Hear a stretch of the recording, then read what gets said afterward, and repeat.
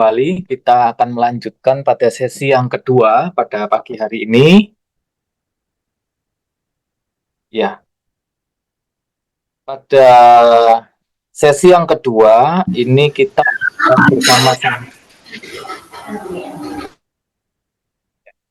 akan bersama-sama dipandu oleh Bu Santi Jiwandono. Kita akan mendengarkan pemaparan bagaimana kita menjadi pewarta yang komunikatif melalui teknik pewarta komunikatif, di mana ini juga telah ditulis oleh Bu Santi Jiwandono melalui satu buku yang judulnya adalah Teknik Pewarta Komunikatif. Bagaimana kita menjadi seorang pewarta itu tidak hanya memahami mengenai sabda Tuhan, tapi kita juga akan dibekali bagaimana kita menjadi pewarta yang komunikatif dengan teknik-teknik yang bisa lebih atraktif begitu, lebih menarik untuk bisa kita bawa pada sesi-sesi pendalaman kitab suci di lingkungan kita masing-masing. Nah, pada pagi hari ini kita telah hadir Ibu Santi Jiwandono. Berikut akan saya bacakan biografi beliau. Nama lengkap Helena Nursanti Jiwandono. Beliau asli Malang, lahir di Malang tanggal 18 Agustus tahun 68. Beliau menempuh studi di London School of Public Relations Jakarta tahun 2003 dan Universitas Terbuka Ilmu Komunikasi semester 5. Perjalanan profesi beliau pernah di PT HM Sampurna dari tahun 91 sampai 2011 sebagai manajer public affair dan manajer internal communication dan manajer corporate social responsibility.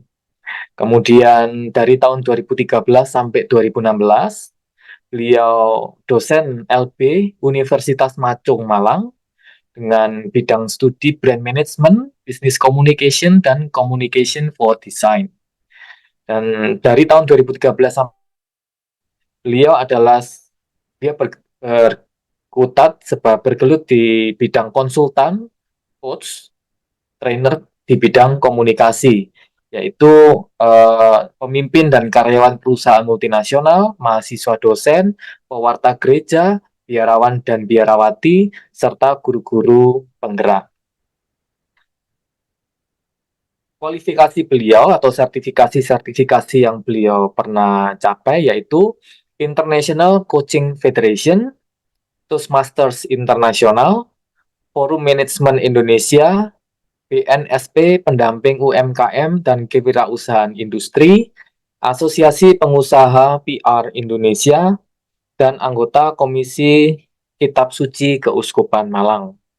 Ada 3 buku yang sudah beliau hasilkan, diantaranya Communication with Heart tahun 2013, Komunikasi Internal tahun 2021, dan buku Pewarta Komunikatif tahun 2020 yang hari ini akan kita pelajari bersama.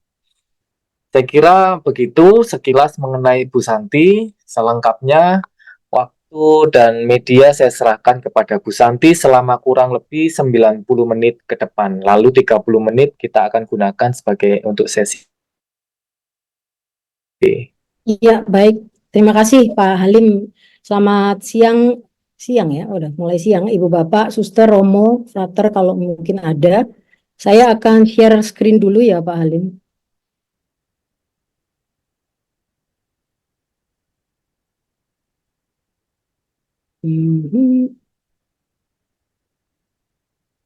Baik Bapak Ibu, saya bertugas untuk melengkapi sesi-sesi yang sebelumnya dengan wacana dan konten mengenai tekniknya. Jadi saya lebih praktikal untuk mencoba membantu Ibu Bapak menambah wawasan tentang pewarta. Saya ini sebenarnya adalah bagian dari proses pertobatan saya. Saya itu sudah dibaptis sejak kecil ya, dari lahir, tapi baru paham kalau saya ini berdosa dan ambyar dan hancur ketika usia saya 40. Dan 2009, karena saya diajari untuk belajar kitab suci dengan lebih intens. Nah, apa yang ada dalam kitab suci itu membuat saya menjadi seolah-olah telanjang seperti Adam dan Hawa, karena jadi tahu, ternyata saya begitu buruknya ya, begitu busuknya gitu. Nah, proses pertobatan kemudian mulai dijalankan sejak tahun itu secara serius. Nah, karena saya bergelut di bidang komunikasi, jadi saya belajar komunikasi dan belajar kitab suci. Nah, di satu titik saya menemukan nih Ibu Bapak, yang ini saya mau sharing, bahwa ilmu dan teori komunikasi yang efektif itu banyak sekali berdasar dari ajaran kitab suci. Karena saya senang sekali akhirnya menemukan harta ini, kemudian saya nulis buku dan mulai membagi sharing kepada siapapun yang ingin mendengarkannya. Menurut saya pengikut Kristus itu memang harus jadi pewarta. Tadi Bu Ellen sudah sampaikan, kemarin Romo juga sudah sampaikan. Nah, akan jauh lebih efektif dan baik ketika pewarta dilengkapi juga dengan pemahaman skill-skill komunikasi efektif, sehingga pewartaan itu menjadi atraktif atau menarik. Kemarin ada pertanyaan dari sisi itu ya kepada Romo.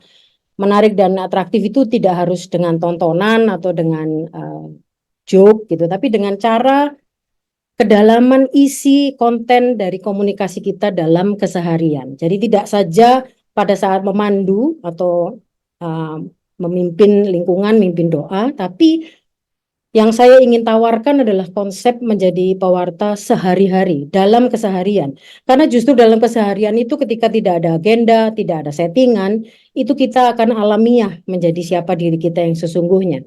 Nah, oleh karena kita ini pembawa kabar gembira, yang harusnya kemudian keluar dari kita dan dilihat oleh orang adalah pribadi-pribadi Kristus.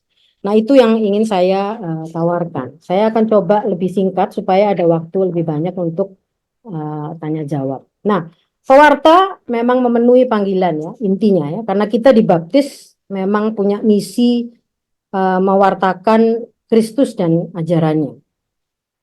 Kemarin Romo bilang kayak kitab suci itu asik sekali. Saya baru tahu itu tahun 2009. Sebelumnya saya nggak peduli karena susah ya. Tapi ketika didalami dibantu oleh doa dan Roh Kudus, ternyata wow, sangat wow. Nanti saya coba juga membantu, ada tadi Bapak pertanyaan tentang sekularisme, relativisme. Itu ternyata kalau dibenturkan dengan kebenaran yang ada di kitab suci, nggak ada apa-apanya. Tapi tentu butuh skill ya, butuh pemahaman untuk bisa menyampaikan itu. Jadi pewarta dalam konsep saya yang ingin saya tawarkan itu tidak saja ada di panggung menjadi pemandu atau pidato atau orasi, tapi justru kata-kata dan perilaku kita dalam keseharian. Ketika kita mendengarkan, ketika antri di bank, ketika kita menulis komen di medsos, menjawab pertanyaan atau memberikan aspirasi atau opini di forum-forum publik. Itu yang menjadi sorotan saya. Nah, saya sejalan dengan misi dari Uskup Malang, Monsinyur Henrikus Widiarto, dengan setia mewartakan Injil Kristus adalah motonya. Nah, kesetiaan itu buat saya artinya adalah konsistensi ya. Sehingga komunikasi pun juga adalah bagian dari konsistensi itu. Karena gini, mau seberapa tingginya orang belajar komunikasi, kalau nggak pernah dipraktekkan dan nggak pernah diasah dan dilatih setiap saat, itu hanya akan jadi teori. Yang penting adalah prakteknya. Nah, komunikasi atau Kristus, cara hidup Kristus itu harus menjadi bagian hidup kita sehari-hari dalam kita menjalankan kehidupan kita. Selain itu, saya juga mengambil latar belakang dari apa yang disampaikan oleh Paus Fransiskus tentang ekologi komunikasi. Ada banyak sumber lain mengenai ini, tapi saya hanya ngambil ini salah satunya. Yang disampaikan adalah ini. Jadi saya ingin menggarisbawahi mengenai hormat dan peduli, menghormati dan peduli. Itu komunikasinya bagaimana ya artinya? Yang bisa saya terjemahkan adalah komunikasi yang positif, itu menghormati dan peduli. Komunikasi yang membangun, komunikasi yang lebih banyak mendengarkan daripada berbicara. Nanti kita saya akan jabarkan teknik-teknik pembicara dan mendengarkan yang efektif. Lalu saya juga mau menggarisbawahi apa yang disampaikan Paus tentang tugas besar. Tugas besar itu adalah berpikir besar, karena Tuhan kita besar. Jadi pembawaan kita sehari-hari itu harus mencerminkan itu. Ketika kita bicara, ketika kita mendengarkan, semua pengelolaan bahasa tubuh kita itu harus mencerminkan itu. Saya berpendapat bahwa standar komunikasi atau cara kita membangun interaksi sebagai pengikut Kristus itu harus tinggi. Standarnya harus tinggi, karena Kristus itu tinggi. Jadi kita akan terdorong untuk selalu mau refleksi, mau melihat, mengevaluasi diri sendiri untuk dibawa keluar ketika kita kemudian dilihat sebagai murid Kristus. Lalu proaktif mewartakan Injil. Saya mengamati banyak orang mewartakan itu dengan cara instruksi atau ngeyel gitu ya, atau apa istilahnya itu, mendesak gitu. Dan hasilnya orang-orang makin malah menjauh. Proaktif bukan itu. Proaktif itu justru ketika kita tahu kapan harus bicara, kapan harus diam. Ketika kita buka mulut, semua pesan yang keluar dari kita itu inspiratif, memotivasi, membuat orang mendekat, bukan menjauh. Itu pewarta komunikatif dengan standar tinggi menurut konsep saya. Nah, saya ingin mengutip Santo Thomas Aquinas juga, seperti Bu Ellen. Beliau bilang, lebih baik menerangi orang daripada hanya sekedar bersinar. Membawa orang kepada renungan akan kebenaran daripada merenung. Menurut Santo Thomas. Nah, saya setuju sekali. Ini yang disebut dengan proaktif. Kemarin Romo cerita bahwa ada orang yang sudah membaca kitab suci sampai katam katanya. Tapi ternyata nggak ada yang nyantol. Nah, pewarta komunikatif tuh harus nyantol dulu. Nanti saya sampaikan juga di skill bicara ya. Tobat dulu, refleksi dulu, praktekkan dulu firman yang ada dalam kitab suci, baru kita bisa ngomong pada orang lain. Supaya, dan itu akan sangat kelihatan, karena saya belajar ya, ngamati bagaimana kata-kata yang dipakai orang, bahasa tubuh yang digunakan, itu karena saya belajar ya, jadi saya bisa tahu mana sih orang-orang yang kredibel, mana orang-orang yang tidak. Gitu ya. Nah kita tentu dong ingin dipersepsikan sebagai orang yang kredibel ketika kita bicara mengenai kebenaran atau firman. Saya sangat percaya bahwa tumbuhnya relativisme, sekularisme, gender dysphoria di luar sana itu karena kita belum sampai pada standar tinggi itu. Kita masih banyak sekali, ini juga bagian dari refleksi saya ya, proses pertobatan saya. Kita lebih banyak mengkoreksi, menjudge, dan kemudian nyuruh, menginstruksikan. Padahal pesan yang sangat efektif itu lewat perilaku dalam keseharian yang konsisten. Nanti kita belajar. Ya. Jadi supaya kita tidak menjadi sandungan buat orang lain, memang kita harus punya sikap sedemikian rupa yang tercermin dari cara kita berkomunikasi. Nah, komunikatif itu artinya keterampilan berbicara ya, mendengarkan, berbicara dalam dialog. Nanti saya akan cerita bagaimana dialog itu nggak pernah diajarin di sekolah. Tidak banyak kursus ngajarin dialog. Padahal kita tahu begitu banyak konflik besar terjadi di hidup ini karena orang tidak sabar untuk berdialog. Kita harus punya sikap dan memberi contoh pada orang lain dialog yang benar. Jadi skillnya itu memang harus demikian rupa sehingga yang tadi saya bilang ya, inspiratif, memotivasi, merangkul, ya, untuk membuat orang itu justru mendekat, tidak untuk memuji kita, tapi untuk tahu siapa sih orang di belakang kita itu. Kenapa dia begitu bersinar? Saya ingin tahu Kristus justru dari cara pewartaan kita.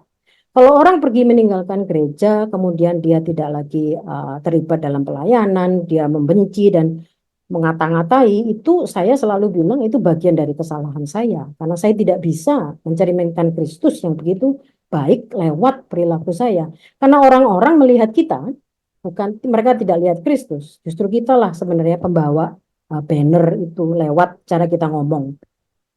Lalu dialog yang saya ingin promosikan yang juga sebenarnya bagian dari perjuangan saya adalah dialog yang bermutu, yang asyik, yang imbang, yang dipenuhi dengan kerendahan hati, betapapun negatifnya pesan yang datang kepada kita, atau bagaimana orang lain melihat kita atau menyampaikan pesan-pesan mereka kepada kita. Karena orientasinya adalah membawa kabar gembira, kita tidak akan memenangkan diri sendiri, kita sedang memenangkan kebenaran, kita sedang berusaha memenangkan Kristus. Jadi kalau datang berargumentasi, berdebat, tapi tidak ada Kristus di sana, biasanya buahnya ya konflik, caci maki, kemudian menghakimi, kemudian memutuskan begitu banyak relasi. Jadi itu yang ingin kita coba teladankan. Lalu komunikatif itu artinya kita adalah orang-orang yang tidak terlalu pusing dengan bagaimana orang menilai kita atau ngomong soal kita. Pewarta komunikatif adalah orang-orang yang hanya pusing apa kata Tuhan tentang kita.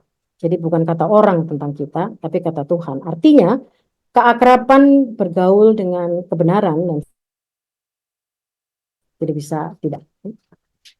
Nah, saya menyoroti sedikit saja dinamika di lingkungan yang saya tahu dan amati dan dengar ya, dan mungkin Ibu Bapak juga sudah banyak tahu mengenai ini. Kita sering menemukan umat yang jarang datang ke pendalaman iman atau kitab suci misalnya. Pemandu yang saya mendapat banyak curhatan ini adalah pemandu yang sangat mendominasi, ngomongnya kebanyakan, kepanjangan gitu ya. Atau orang-orang yang kemudian diksinya, kata-katanya, respon pertamanya itu langsung nyalahin gitu atau menghakimi. Lalu ada gap generasi yang junior dan senior. Senior merasa lebih tahu lebih banyak, sementara yang junior merasa dunianya dunia saya. Jadi itu selalu akan ada konflik. Ditegur dan menegur. Istilah tegur itu saja sebenarnya kan perlu dievaluasi ya. Koordinasi yang nggak sampai, lalu membuat pengurus ada yang merasa dilangkahi. Kemudian terjadilah itu ketersinggungan atau ngambek dan kemudian menjadi hambatan berbagai macam program gitu ya. Lalu tadi ada relativisme, sekularisme, gender dysphoria itu juga menjadikan fokus saya Pak, terus terang. Karena saya sedih dan ngeri sebenarnya lihat perkembangan di luar sana. Dan saya tidak melihat ada breakthrough gitu ya, apa namanya, terobosan-terobosan dari orang-orang pengikut Kristus itu minim sekali. Justru dalam debat-debat dan argumentasi kita tuh sering kalah karena kita lebih banyak ngalah atau mungkin karena takut diintimidasi dan sebagainya ya. Jadi itu bagian dari proses bagaimana saya mencoba mengajak diri saya sendiri dan juga umat-umat Katolik yang lain. Dan itu dinamika-dinamika itu yang saya amati memang banyak sekali dipengaruhi oleh komunikasi. Kalau orang jarang datang, kira-kira pernah nggak kita cari tahu mengapa kok jarang datang? Apa namanya? Apakah kuantitas itu kemudian menjadi lebih penting daripada kualitas? Wah, yang datang cuma 2, yang datang cuma 5. Kalau ini, wah datangnya 1.000 gitu. Saya fokus pada orientasi pada number atau angka.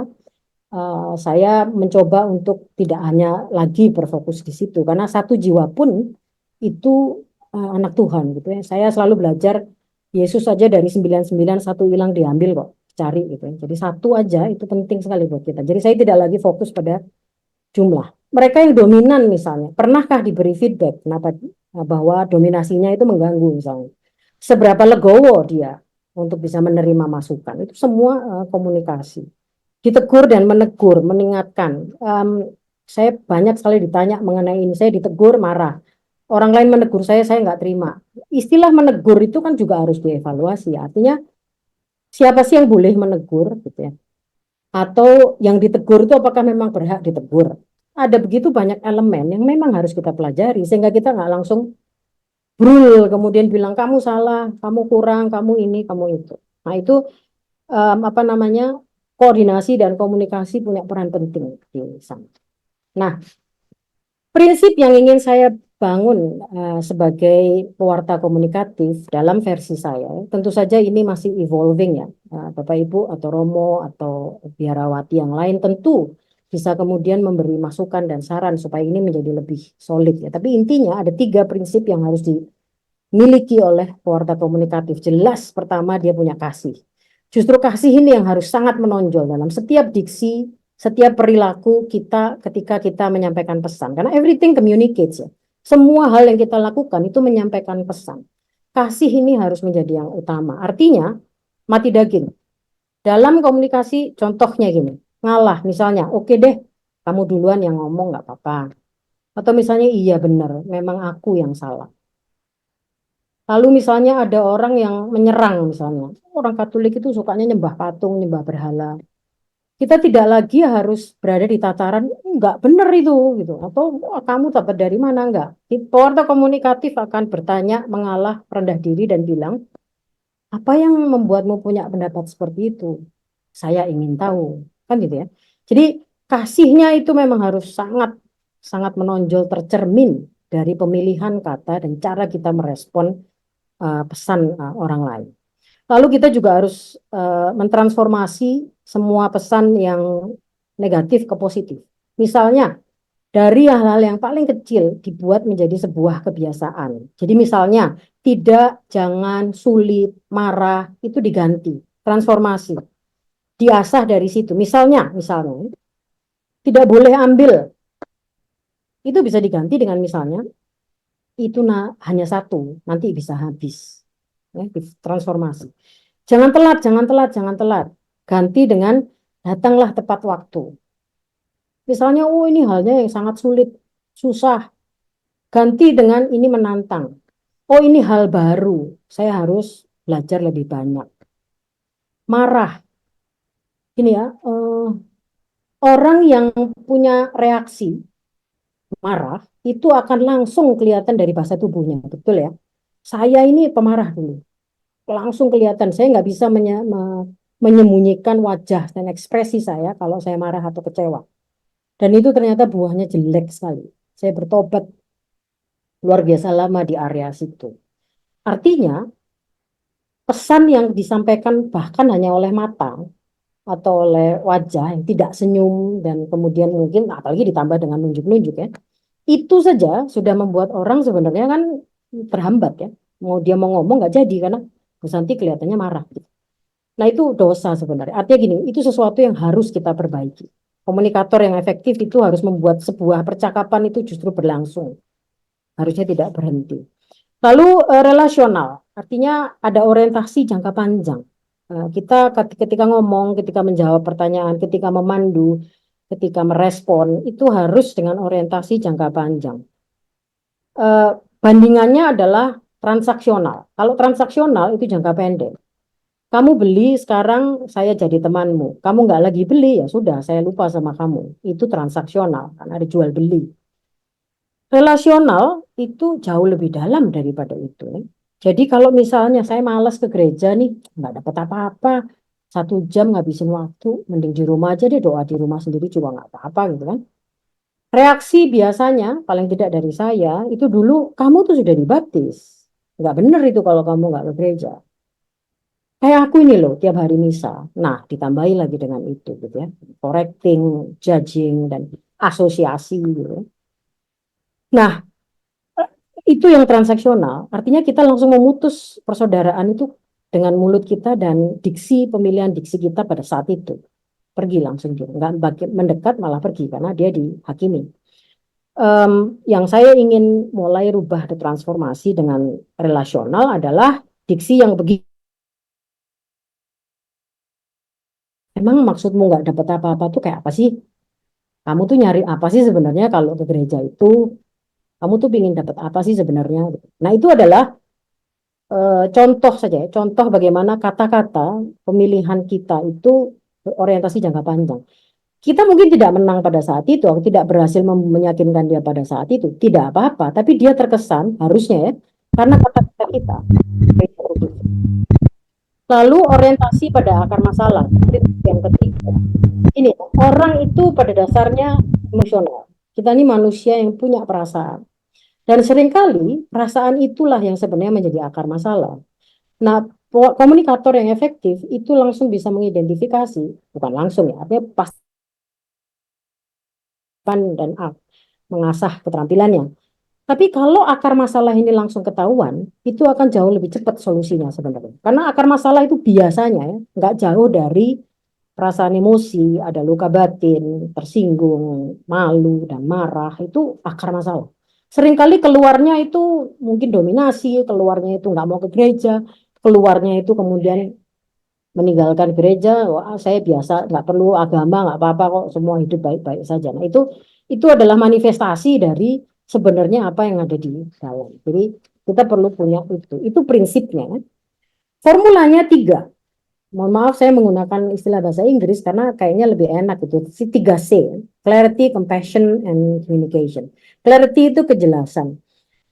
Semua teori komunikasi dan skill komunikasi itu orientasinya pada mendapatkan kejelasan sebenarnya.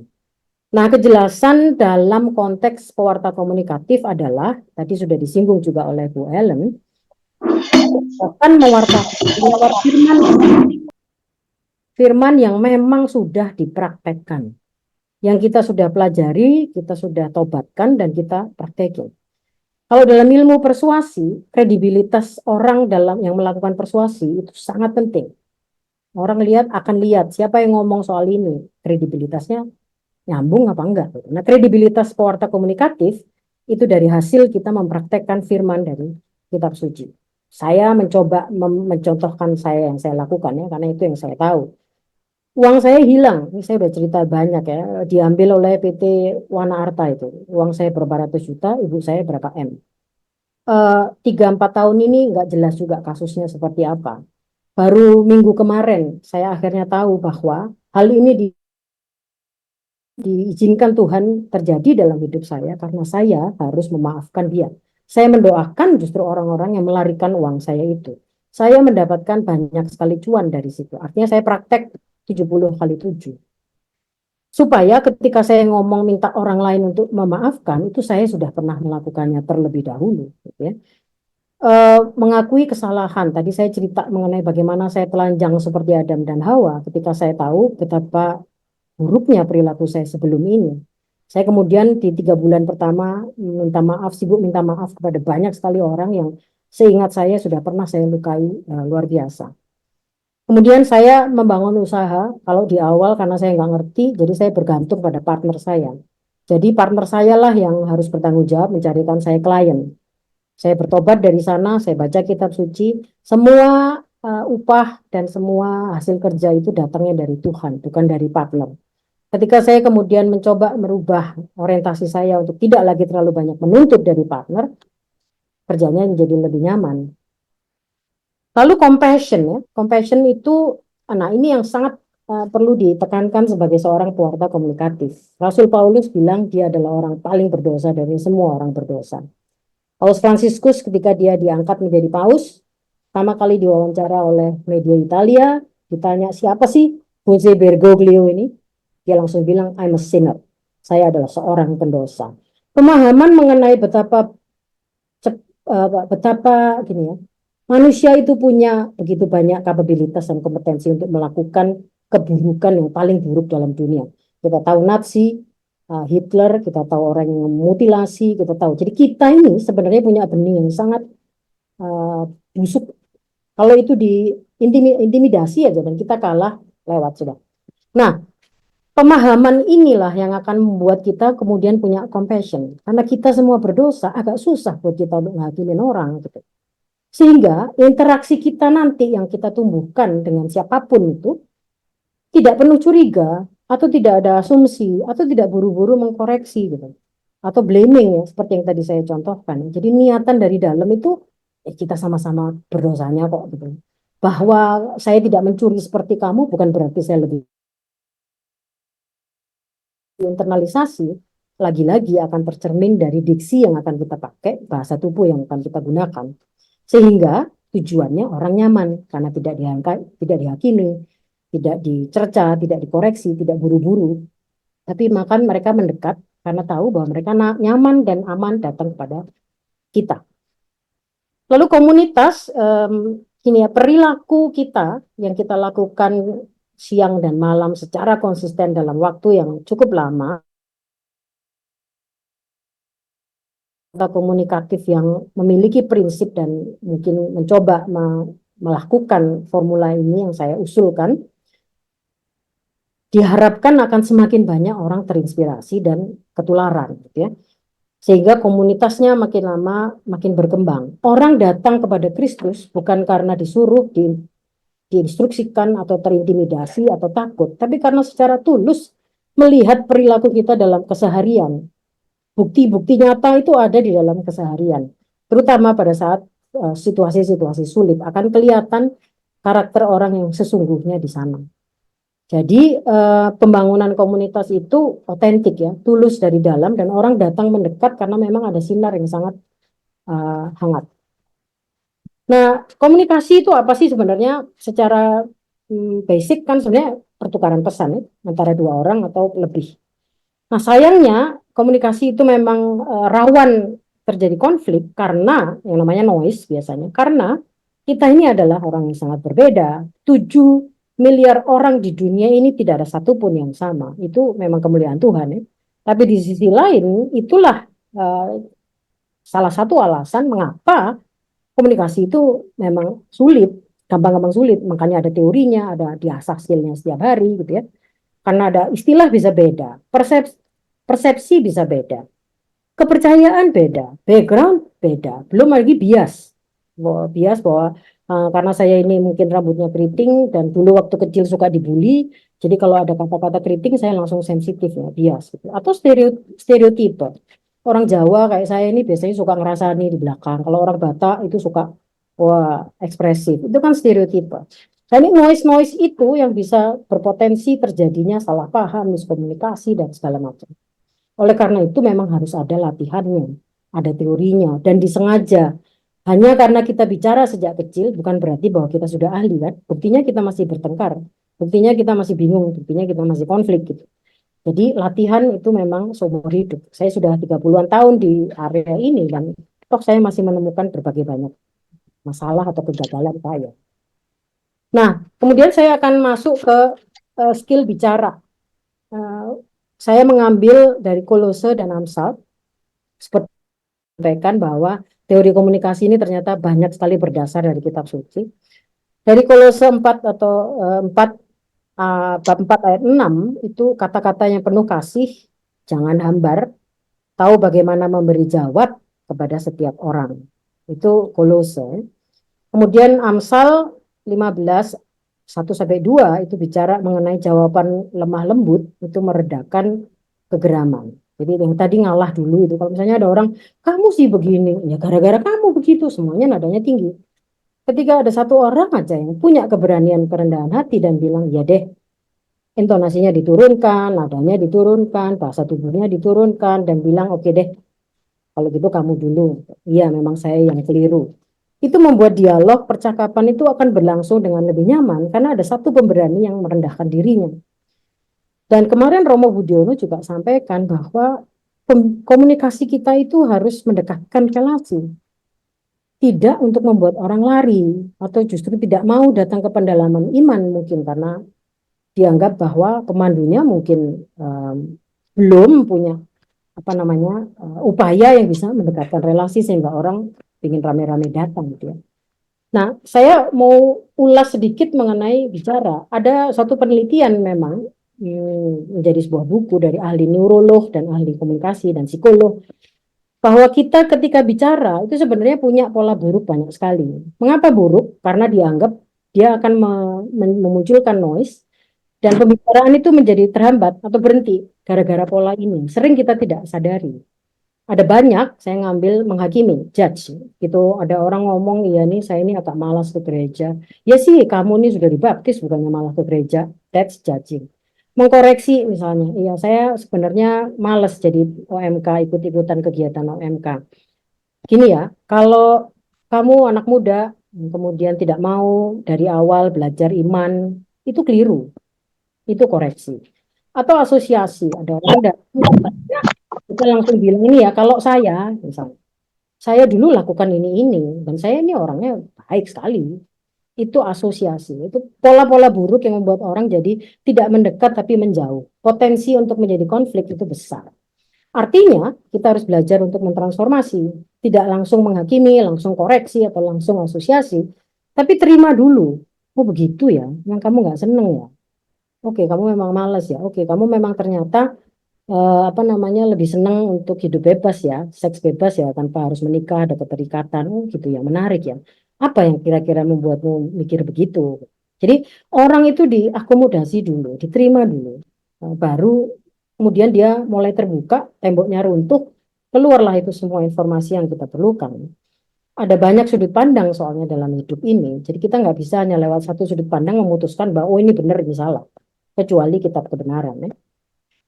Lalu kosakata, memperkaya kosakata membantu kita untuk mentransformasi. Kosakata itu diperkaya dengan banyak membaca, banyak mendengarkan, dan banyak menulis sebenarnya. Jadi semua kita punya tabungan kosakata, sehingga kita selalu bisa punya cara untuk mengambil, mencari kata-kata yang jauh lebih adem, lebih damai, tapi signifikan dan membuat orang merenung. Ya benar juga ya. Tadi seperti yang dikatakan oleh Santo Thomas. Ya. Lalu ilustrasi. Dalam komunikasi, ilustrasi adalah salah satu teknik yang dipakai untuk membuat orang itu relatif lebih cepat untuk paham. Nanti saya cerita mengenai perumpamaan yang dilakukan oleh Kristus. Ilustrasi itu membuat kita orang menjadi lebih mudah membayangkan. Contohnya saja, ketika ada orang ingin menjelaskan ukuran ruang misalnya, 40 meter kali 12 meter kali itu kan rumit ya. Dia bisa menggunakan ilustrasi dan pakai rujukan misalnya tahu lapangan bola, nah setengahnya itu kira-kira segitu. Nah itu ilustrasi, karena dia menggunakan rujukan yang umum dipahami oleh orang banyak. Lalu saya suka menggunakan istilah perahu untuk mengilustrasikan organisasi. Perahu itu pasti mencapai satu tujuan dan di dalamnya ada berbagai macam orang dan berbagai macam fungsi. Nah itu salah satu contoh ilustrasi. Itu dari sisi bicara. Yang kedua adalah mendengarkan. Nah, yang saya pelajari dan saya pahami banyak orang masih apa ya istilahnya salah kaprah bahwa kalau mau menjadi komunikator tuh harus pintar bicara. Keliru. Komunikator yang baik itu karena porsi mendengarkannya sangat banyak dan dia lakukan dengan skillful sehingga orang itu nyaman dan tenang berada dekat dia karena dia pendengar yang baik. Mendengarkan itu menerima pesan secara utuh. Kita tidak hanya mendengar verbal, tapi kita juga mengamati pesan yang datang dari bahasa tubuhnya. Kalau kita ingin bisa mengidentifikasi akar masalah, biasanya ada di bahasa tubuh, bukan dari kata-kata. Kata-kata itu bisa diatur, bahasa tubuh itu alami, bocor aja gitu dari kita tanpa kita sadar. Ya. Nah, saya mengambil Yakobus bab 1 ayat 19 untuk ini karena dikatakan di situ cepat untuk mendengar. Komunikator yang baik itu lambat berkata-kata, tapi dia cepat mendengar. Lambat untuk marah. Karena kalau saya juga mencoba praktekin, kalau saya ngamuk, kemudian saya langsung ngomong, buahnya biasanya makin kacau. Tapi kalau saya ngamuk, kan banyak orang bilang kalau lagi marah hitung 1, 2, 3, tenang dulu, diem dulu. Nah itu adalah ciri khas pendengar. Pendengar itu lebih banyak nyerap dulu dia, biasanya observe, tidak langsung. Nah, itu adalah apa namanya keuntungan menjadi pendengar yang baik. Dunia ini sudah bising, itu banyak orang mau bicara, ingin bicara. Di medsos semua orang ngomong, menjadi hoax nggak karu-karuan. Kita membutuhkan lebih banyak pendengar sebenarnya. Nah, pendengar juga saya sering bilang lebih cuan ya. Karena kalau ngomong itu kita menyampaikan sesuatu yang kita sudah tahu. Mendengar itu kita mendapatkan informasi yang kita belum tahu. Sabar saja kita lebih cuan. Nah, mendengarkan artinya menghindari interupsi. Orang kalau lagi ngomong, lagi mikir, jeda itu, orang lagi diam, itu bukan berarti bahwa kita kemudian langsung bisa potong. Tidak. Itu adalah bagian dari dia memproses pesannya. Supaya proses ini tidak terganggu, ya kita harus menghindari interupsi memang. Karena orang yang sering menginterupsi itu menyampaikan pesan yang kurang baik juga sih sebenarnya menurut saya. Artinya dia fokus pada dirinya sendiri. Dia tidak mendengarkan sampai tuntas apa yang disampaikan orang lain. Lalu sehingga lebih mudah judge ya. Karena pesannya belum selesai, kita sudah ngambil secomot saja langsung kita mengambil keputusan bahwa oh ini kayaknya harus dihakimi sekarang gitu. Lalu pesannya utuh, artinya bahasa tubuh pun menyampaikan pesan. Lirikan mata, kontak mata ada atau tidak. Kemudian apakah dia setiap kali melakukan gerakan-gerakan yang enggak ada hubungannya dengan kata-kata yang dia sedang sampaikan. Itu semua pesan. Kita harus cermat. Kalau kita sibuk dengan pikiran diri sendiri, miss kita akan hilang itu clue-clue yang sebenarnya akan membantu kita untuk mengenali akar masalah. Lalu pendengar yang baik itu mengajukan pertanyaan yang tepat dalam tanda kutip ya, karena pertanyaan yang tepat itu sebenarnya dalam konteks ini yang membuat agar percakapan itu berlangsung. Seperti yang tadi saya sampaikan, kalau kita koreksi, kita tegur, kita marah, itu orang pergi ya, percakapannya berhenti. Nah, pertanyaan yang tepat seperti yang tadi saya contohkan, itu yang akan apa namanya, jauh lebih efektif. Lalu karena kita pendengar yang sabar dan tekun, kita akan bisa lebih cepat mendapatkan akar masalah. Jadi ini mungkin orang yang sudah ngomong dan segala macam apa namanya menyombongkan diri bahwa nggak perlu agama, gereja itu sudah dijadikan restoran semua di negara barat. Oh, saya nggak perlu dan segala macam. Itu akarnya mungkin bukan itunya, tapi mungkin ada kekecewaan sebelumnya, mungkin ada perasaan bahwa dia itu atau minder dan segala macam karena melihat mungkin orang-orang di gereja itu apa namanya punya kesejahteraan ekonomi yang lebih misalnya. Nah, itu semua hanya bisa diidentifikasi kalau kita sabar mendengarkan. Nah, perumpamaan adalah slide saya terakhir. Tadi saya cerita mengenai ilustrasi. Sebenarnya di kitab suci Kristus sudah, saya belajar dari Kristus soal ilustrasi karena dia menggunakan begitu banyak ilustrasi, analogi, metafor untuk menyampaikan suatu pesan yang sangat besar dari kerajaan surga. Dan itu saya ambil sebagai bagian dari teknik komunikasi yang apa namanya yang efektif ya. Santo Agustinus bilang kebenaran yang disampaikan harus mudah dimengerti. Ya, karena kebenaran itu begitu besar, kita punya tugas untuk membuatnya menjadi membumi. Di kitab suci kita tahu ada banyak perumpamaan Samaria, kerajaan surga, pokok anggur, domba dan kambing, dan sebagainya. Nah, saya memberikan contoh saja apa yang sudah pernah saya sampaikan, saya dengar dari belajar dari orang lain. Mungkin Ibu Bapak nanti bisa juga gunakan dalam sesi-sesi pendalaman iman ya. Misalnya pergumulan. Kita bisa menggunakan ilustrasi share location.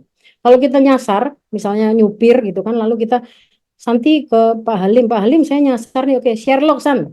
Saya Sherlock. Nah, langsung Pak Halim akan bisa mandu kan. Oh, kamu ke sini kayaknya keliru nih, cari alamat yang lebih benar. Dalam pergumulan kita harus langsung Sherlock kepada Tuhan. Kita kasih tahu bahwa saya sesat di sini Tuhan.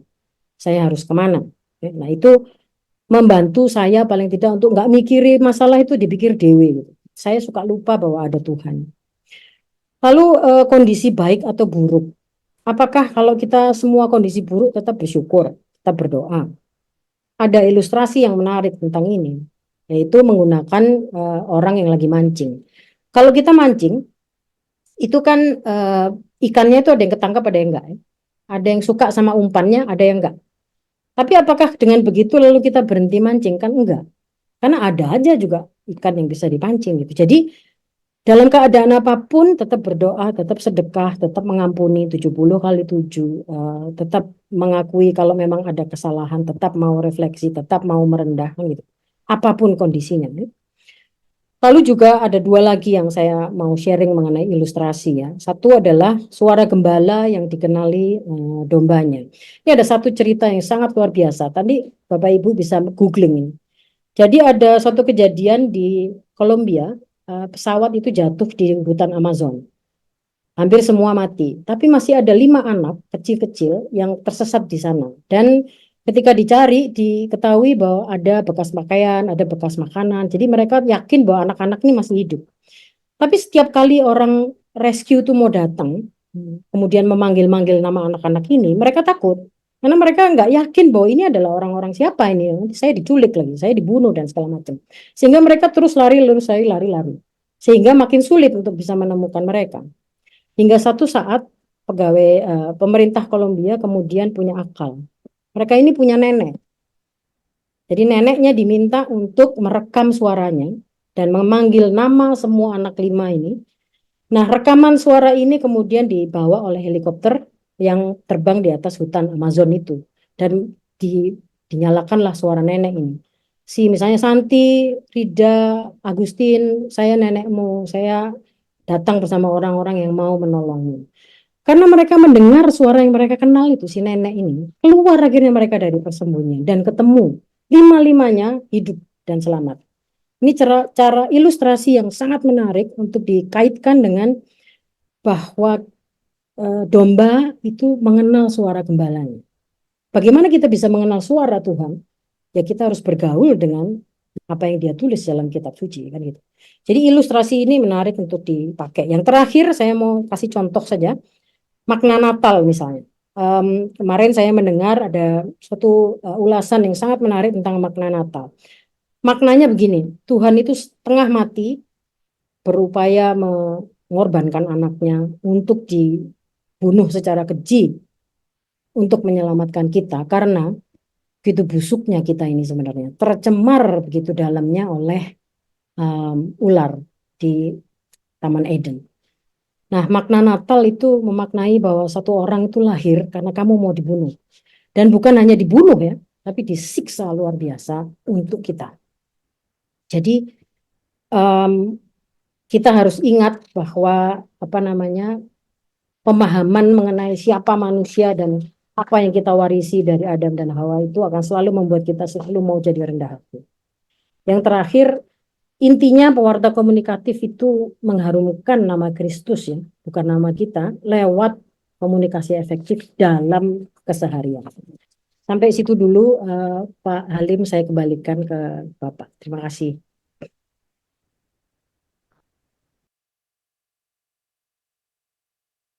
Ya, silakan Pak Halim atau mungkin Pak Rudi bisa Terima kasih memandu.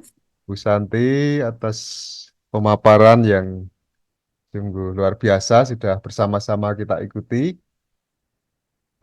Saat ini sudah ada beberapa pertanyaan. Apakah mau kita buka untuk sesi tanya jawab ini, Bu Santi? Oke, Silakan Pak. ada pertanyaan, apakah tidak sebaiknya keuskupan membuat kompetensi seorang pewarta? Doa Angelus dulu, Pak. Ya, Doa Angelus dulu. oh ya ya, baik. Mari kita doa Angelus dalam nama Bapa dan Putra dan Roh Kudus. Amin. Maria diberi kabar oleh malaikat Tuhan bahwa ia akan mengandung dari Roh Kudus. Salam Maria, penuh rahmat Tuhan sertamu. Terpujilah engkau di antara wanita dan terpujilah buah tubuhmu Yesus. Santa Maria, Bunda Allah, doakanlah kami yang berdosa ini sekarang dan waktu kami mati. Amin. Aku ini hamba Tuhan, terjadilah padaku menurut perkataanmu. Salam Maria, penuh rahmat Tuhan sertamu. Terpujilah engkau di antara wanita dan terpujilah buah tubuhmu Yesus. Santa Maria, Bunda Allah, doakanlah kami yang berdosa ini, sekarang dan waktu kami mati. Amin. Sabda sudah menjadi daging dan tinggal di antara kita. Salam Maria, penuh rahmat, Tuhan sertamu, terpujilah engkau di antara wanita, dan terpujilah buah tubuhmu Yesus. Santa Maria, Bunda Allah, doakanlah kami yang berdosa ini, sekarang dan waktu kami mati. Amin. Doakanlah kami, ya Santa Bunda Allah, supaya kami dapat menikmati janji Kristus. Marilah kita berdoa. Ya Allah, karena kabar malaikat, kami mengetahui bahwa Yesus Kristus Putramu telah menjadi manusia. Curahkanlah rahmat ke dalam hati kami, supaya karena sengsara dan salibnya, kami dibawa kepada kebangkitan yang mulia, sebab dialah pengantara kami. Amin. Dalam nama Bapa dan Putra dan Roh Kudus. Amin. Terima kasih, Bu Santi. Ada pertanyaan, langsung saya bacakan. Ini agak panjang dari Pak Agus. Apakah tidak sebaiknya keuskupan membuat kompetensi seorang pewarta? Sebaiknya seperti apa? Kalau perlu seorang pewarta ada sertifikatnya. Sangat menyedihkan tiap kali ada APP atau BKSN di lingkungan, yang hadir umumnya hanya pengurus lingkungan dan kelompok dewasa, atau bahkan lansia saja. Jarang ada yang hadir dari kaula muda. Beda saat pertemuan bulan Maria atau Rosario. Apa saja yang sudah diusahakan masing-masing keuskupan menghadapi masalah ini? Kemudian ini menjadi satu pertanyaan juga. Bagaimana mengukur pandangan atau penilaian audiensi? Seberapa jelas pewarta menyampaikan pesan dan idenya? Jadi ada dua hal ini mengenai tadi yang sebenarnya sudah diuraikan mengenai kehadiran, minat, dan juga mengukur pandangan atau penilaian audiens, seberapa jelas kita menyampaikan apa yang kita wartakan. Itu dua poin itu dulu, Bu Santi. Baik Pak Rudi, terima kasih atas pertanyaannya. Yang pertama tadi yang mengapa banyak itu ya, Ya, partisipasi yang minim ya. Ya minim ketika pendalaman iman, APP dan BKSN, tetapi banyak kalau kita rosario dan sebagainya. Ya, baik. Ini pandangan saya ya. Bisa jadi ini subjektif sekali karena hanya dari mata saya ya.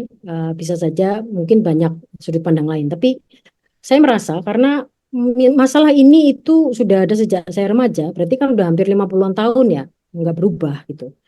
Jadi saya kemudian mulai mikir begini. Bisa jadi karena pertama memang dulu apa namanya orang Katolik kan agak apa istilahnya takut ya dalam tanda kutip untuk membaca kitab suci karena memang arahan dari atas kan bahwa jangan sampai menginterpretasi sendiri karena nanti jadi nggak keruan gitu ya. Bisa jadi itu bagian dari ketakutan tadi yang Bu Ellen juga sampaikan. Lalu yang kedua, saya mengamati dari sisi komunikasi sih bahwa situasi yang dibangun oleh pemandu atau ketua lingkungan atau siapapun itu memang harus demikian rupa untuk terjadi situasi yang nyaman sih. Artinya nyaman itu sebagian besar sudah saya bagikan tadi di sesi, tapi juga ada feedback ya. Tadi kan ada pertanyaan bagaimana mengukur keberhasilan. Saya komunikasi itu kan dua arah selalu. Ketika kita ngomong, kita harus tanya kepada yang lain. Apa sih umpan balik terhadap saya? Itu adalah bagian yang harusnya dijadikan budaya ya, dalam lingkungan-lingkungan atau dalam organisasi apapun gitu. Dan orang harus punya kedewasaan dan kematangan untuk menerima umpan balik apapun gitu. Karena kalau begitu ada umpan balik dan tidak dilakukan, pertama, atau dibuat menjadi defensif gitu. Saya nggak gitu kok. Masa sih saya begitu? Diksi itu akan membuat jadi akhirnya orang malas memberikan feedback. Jadi saya selalu fokus pada sebenarnya apa sih kata-kata yang digunakan dalam keseharian. Yang kedua, bagaimana sih sebenarnya perilaku komunikasi pemandunya. Saya mencoba itu di lingkungan saya ya. Memang dulu cukup cukup sepi ya. Lalu saya mencoba merubah. Tidak langsung tampak signifikan menjadi rame, tapi paling tidak ada 2-3 orang yang secara pribadi ngomong sama saya jadi ingin belajar kitab suci nih kayak Mbak Santi. Berarti yang dicari kan Kristusnya, kitab sucinya gitu. Itu adalah salah satu ukuran menurut saya. Karena ya, saya memang harus tetap refleksi dan belajar ya. Tapi paling tidak ada feedback-feedback secara individu. Gitu. Dua itu mungkin Pak Rudi pertanyaannya betul ya? Iya, iya benar. Itu kiranya dengan meminta feedback tadi cara untuk mendapatkan penilaian dari audiens, kira-kira seperti itu. Secara Ya, terus terang berarti ya, minta feedback. betul. Atau mungkin juga kalau perlu sekali waktu angket. Ya, betul bisa. Berikutnya dari Pak Victor, bagaimana cara dalam petik koreksio fraternity ya, teguran kalau menegur secara persaudaraan yang baik, jadi supaya tidak menyinggung. Contohnya ketika ada, ini sebagai contoh halangan dalam sakramen perkawinan. Jadi ketika kita komunikasi berbentuk teguran kepada umat itu bagaimana? Itu teknik yang praktis sekali. Silakan. Ya, terima kasih. Saya mendapat banyak pertanyaan juga tentang ini. Tadi saya sampaikan pemilihan kata itu juga penting ya. Artinya istilah tegur itu saja sebenarnya kan sudah mempunyai reputasi ya bahwa dia akan negatif kan. Paling tidak gitu. Orang kalau saya akan menegur pasti akan langsung keluar, waduh ada apa nih masalah kan gitu. Nah, pertama saya usul ya bahwa istilahnya diganti. Diksi tegur itu diganti. Apakah dengan dialog misalnya atau dengan usulan misalnya atau masukan gitu ya. Jadi tegur diganti. Ketika diksi diganti, biasanya bahasa tubuhnya akan ikut. Kalau saya mau menegur, saya pasti akan datang dengan gagah begini karena saya mau menegur. Artinya, posisi saya lebih superior daripada yang akan saya tegur, kan gitu. Konteksnya akan menjadi begitu. Dan bisa diharapkan bahwa hasilnya akan merasa ada orang yang superior, ada yang inferior. Enggak win-win jadinya. Nah, oleh karena itu diganti. Kemudian yang ketiga, saya tadi bicara mengenai skill mengajukan pertanyaan yang tepat. Kalau dalam instead of menegur misalnya daripada menegur atau menginstruksikan, kita bisa ajak dialog, kita tanya. Kalau soal perkawinan, tadi perkawinan. Saya jomblo sih, jadi saya nggak punya pengalaman perkawinan. Tapi kita lihat dari sisi teorinya, kita bisa menggali sebenarnya kebutuhan perkawinan itu apa misalnya. Oh, saya harus mengikuti kitab suci. Oke, apa yang Anda baca dari kitab suci? Lalu apa yang menurut Anda adalah kiat-kiat untuk membangun agar semua pasangan itu langgeng sampai tua? Menurut Anda bagaimana? Nah, hal-hal seperti itu adalah budaya sebenarnya, cara atau skill yang sebenarnya ingin memberitahu secara elegan gitu, secara soft, dengan cara menggali dulu dari yang lain. Ini teknik coaching sih sebenarnya, kalau mungkin Bapak Ibu ada yang tahu ya. Jadi teguran itu memang tidak bisa secara gamblang begitu saja kita lakukan. Kita tegur yuk, udah kita lewati saja itu, ganti saja itu dengan yang lebih soft. Itu mungkin Pak Rudi. Baik, jadi dari diksi pertama kata teguran sudah harus kita rubah. Ya. Baik, berikutnya ada pertanyaan juga, bagaimana cara mengatasi situasi pertemuan yang didominasi oleh fasilitator? Nah, ini dari sisi, mungkin dari sisi audiens ya. Audien yang patuh sebagai pendengar sehingga hanya komunikasi searah. Ini ini mau ditinjau dari bagaimana, mohon silakan Kak Santi untuk menanggapinya. Ya, ya. Ini memang sulit nih. Bu Ellen kalau mau nambah boleh loh Bu. Ibu pasti juga punya pengalaman. Intinya gini, hmm, harus dari mana ya? Gini, yang tadi saya singgung adalah gini. Sebenarnya eh, lingkungan atau atmosfer dalam lingkungan atau dalam organisasi itu kan juga sebenarnya punya peran ya. Karena saya kemarin menemui bahwa ada organisasi yang punya masalah itu bertahun-tahun. Meskipun orangnya udah ganti, masalahnya tetap. Jadi saya heran kok yang diwariskan masalah gitu, bukan kecakapan ya.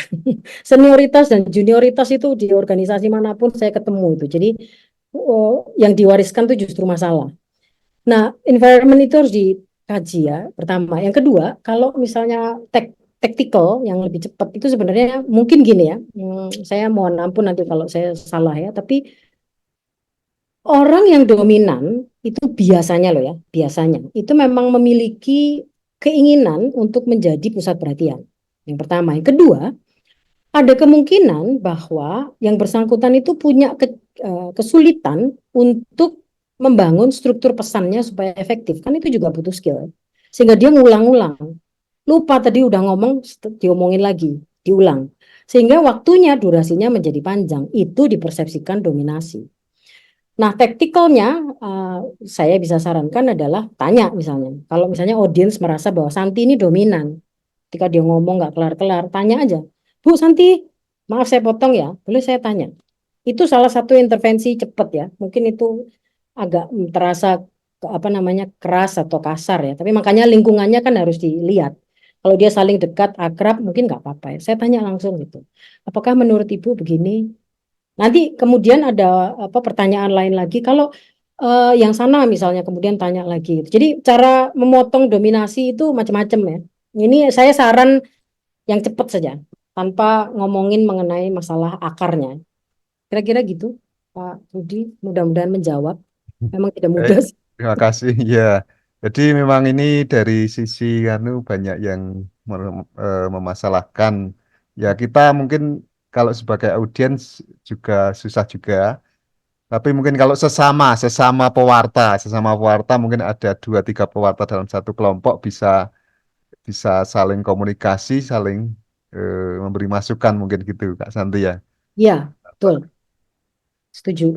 Berikutnya pertanyaan dari Pak Yohanes, apakah ada terbitan buku atau informasi tentang berbagai perumpamaan yang bisa memperjelas pesan yang disampaikan seperti yang Kak Santi sampaikan tadi. Kemudian yang poin kedua, ada metode yang dapat digunakan dalam pertemuan lingkungan yang dihadiri berbagai umur atau heterogen, Ya. sehingga berperan dalam komunikasi yang efektif. Itu dua poin. Apakah ada metode untuk kelompok heterogen, kemudian buku yang bisa menjadi pegangan untuk seperti yang Kak Santi sampaikan tadi. Iya. Terima kasih. Yang pertama buku, saya sih belum pernah nemu ya buku soal perumpamaan, tapi saya yakin ada. Yang pertama, yang kedua, saya biasanya ngambil dari kisah hidup saya sendiri sih, karena itu paling valid. Nggak bisa ada yang bilang kemudian, oh itu keliru Bu. Loh, itu cerita saya kok. Itu paling valid. Jadi ilustrasikan apa yang terjadi dengan keseharian. Saya begitu banyak punya kebodohan ya. Karena saya dulu kan memang ambiar ya, hidupnya ngaco. hedonis, party, banyak duit, wah tinggal di kota besar, itu banyak sekali kisah inspirasinya dari sana. Kemudian saya bertobat pulang kampung. Nah, menurut saya perumpamaan itu selain kita ngambil dari orang lain, kita juga bisa dibangun sebenarnya dari kebiasaan kita sendiri. Buat saya itu jauh lebih valid. Dan kita jadi lebih yakin menyampaikannya karena itu adalah cerita kita gitu. Yang kedua tadi metode. Oh, kalau heterogen, well, kalau dalam komunikasi itu ada yang teori namanya, nggak ada teori namanya, tapi intinya membumikan komunikator yang baik itu selalu harus terdorong untuk menyampaikan istilah, diksi, kata-kata itu yang sesuai umum. Jadi dia akan menghindari jargon, istilah teknis, bahasa-bahasa duur-duur, tinggi-tinggi itu pasti dia akan hindari. Dengan harapan bahwa sebanyak mungkin usia itu akan langsung paham. Tentu saja dalam lingkungan pasti akan bisa dibagi-bagi kan. Ada yang mungkin anak yang memang warga lingkungan yang lebih dekat dengan anak-anak, nah dia bisa diminta untuk memberikan sosialisasi pada anak-anak. Atau remaja bisa bikin acara yang khas remaja. Tanggal 25 ini saya mau bikin acara untuk remaja mengenai pacaran. Jadi banyak sekali kreativitas sebenarnya yang bisa diambil. Tapi kalau memang hanya satu, ya dia harus belajar untuk selalu menggunakan kata-kata sederhana tanpa menghilangkan maknanya. Gitu Pak Rudi. Ini maaf, tadi Pak Bonaventura ini dari tadi pagi sudah unjuk tangan. Saya Oh cuma ya, mungkin untuk kasih selingan Pak Bonaventura, apakah masih ada di tempat? Silakan, Masih Pak. silakan untuk menyampaikan pertanyaan secara langsung, mungkin lebih singkat, jelas. Silakan. Baik, terima kasih Pak. Ini hanya sekedar pertanyaan saja, minta tanggapan dan solusinya sebentar terkait materi yang sudah dijelaskan oleh kedua pemateri tadi. Yang pertama, soal spiritualitas apa itu tadi? Spiritualitas pewarta. Berdasarkan pengalaman saya selaku fasilitator kegiatan sharing kitab suci di paroki, ada beberapa masalah yang saya temukan. Ada dua. Yang pertama itu persoalan internal dan juga persoalan eksternal. Saya mulai dari persoalan internalnya dan eksternal itu dari berbagai kategori. Yang pertama, kategori mudah. Kalau untuk kategori mudah yang saya alami terkait persoalan untuk terlibat dalam kegiatan sharing kitab suci itu, yang pertama persoalan internalnya, kurangnya tertarik, tidak ada rasa tertarik pada kitab suci. Terus orang-orang muda juga sulit untuk terhubung pada isi teks kitab suci yang diseringkan. Itu persoalan internalnya. Terus persoalan eksternalnya yang saya alami ketika melakukan pendampingan, persoalan eksternalnya itu godaan yang lebih menarik atau situasi tren dengan kehidupan itu atau sifatnya materialistis itu lebih tertarik daripada persoalan iman. Itu untuk kalangan usia mudanya. Sedangkan untuk usia tuanya yang saya alami terkait persoalan itu, untuk kelompok binaan dewasa ada dua persoalan yang saya alami. Yang pertama itu orang dewasa itu atau umat itu lebih sering aktif dengan kesibukan atau kerjanya berkaitan dengan urusan rumah tangga atau urusan pekerjaan, sedangkan minat dalam bergabung untuk kegiatan sharing kitab suci itu sangat minim. Ini karena faktor kesibukan. Terus dari hal itu juga perbacaan kitab suci dalam bentuk buku tulisan itu, apalagi bukunya itu sangat tebal dan banyak isi di dalamnya, sehingga umat juga kategori dewasa juga sulit juga untuk menyentuh buku-buku yang tebal seperti itu. Itu yang situasi yang saya alami. Terus yang berikutnya terkait materi yang disampaikan oleh Ibu tadi tentang komunikasi bagi pewarta. Menurut kesimpulan saya dari yang dijelaskan oleh Ibu tadi tentang komunikasi bagi pewarta itu, tadi Ibu tadi menjelaskan bahwa menjadi komunikator itu harus tahu masalah. Baik Ibu, dari masalah yang saya hadapi itu tadi, strategi komunikasi atau pendekatan komunikasi seperti apa agar kita sebagai fasilitator itu lebih efektif dalam menjalankan kegiatan pembinaan, lebih khusus dalam pewartaan kitab suci.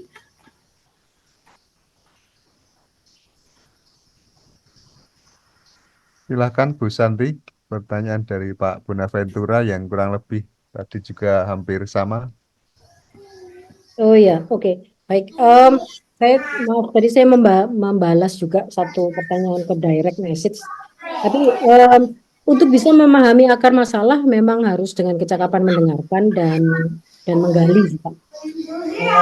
Itu menurut saya adalah pendekatan yang paling efektif sehingga terjadi situasi yang kondusif buat orang untuk bisa menyampaikan semua informasinya unek-uneknya tanpa ketakutan ya, atau takut ada strata sosial atau superior dan segala macam.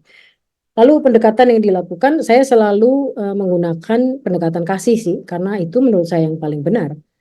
Pendekatan kasih itu kalau dalam perwujudan komunikasi praktisnya adalah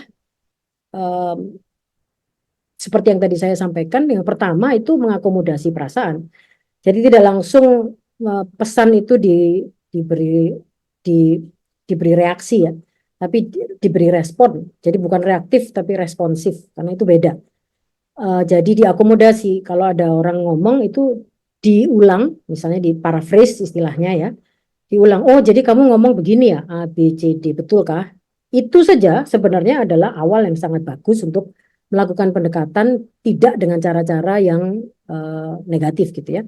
Jadi karena gini, apapun masalah yang datang kepada kita itu memang tidak bisa dilihat hanya dari salah satu sisi kan. Hanya dari stereotip saya, knowledge saya, bias saya, atau persepsi saya nggak bisa.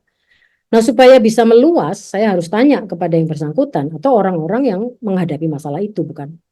Nah itu adalah pendekatan-pendekatan yang memang harus dilakukan oleh pewarta komunikatif sehingga dia tidak langsung berkesimpulan kemudian merasa bahwa seolah-olah ini benar gitu, ini bahaya. Jadi kira-kira begitu mungkin yang bisa saya jawab secara singkat Pak Bonaventura. Jadi pendekatan kasih Pak. Ya, itu Pak Bonaventura semoga bisa menjawabi apa yang menjadi persoalan dan juga itu menjadi persoalan juga kiranya kita semua. Berikutnya ini masih ada beberapa banyak. Untuk pertanyaan berikutnya, untuk aktif kembali di kepengurusan lingkungan, pernah undur diri 2023 sampai ketua lingkungan akibat ulah istri yang menjadi musuh dari salah satu pengelola lingkungan.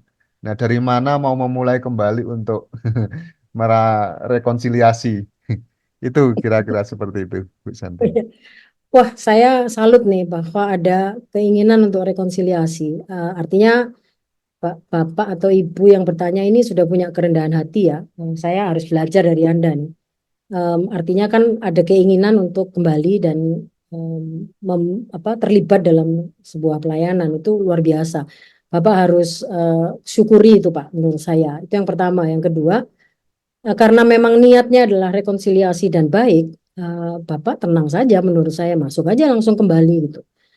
Bahwa bakal nanti ada yang ngomongnya nggak enak atau mungkin tatapan matanya nggak enak, ya itu memang bisa dianggap sebagai potensi ekspektasi yang potensi yang harus diekspek ya. Artinya karena mereka mungkin punya informasi-informasi yang buruk selama ini terhadap Anda gitu. Jadi ya masuk saja, intinya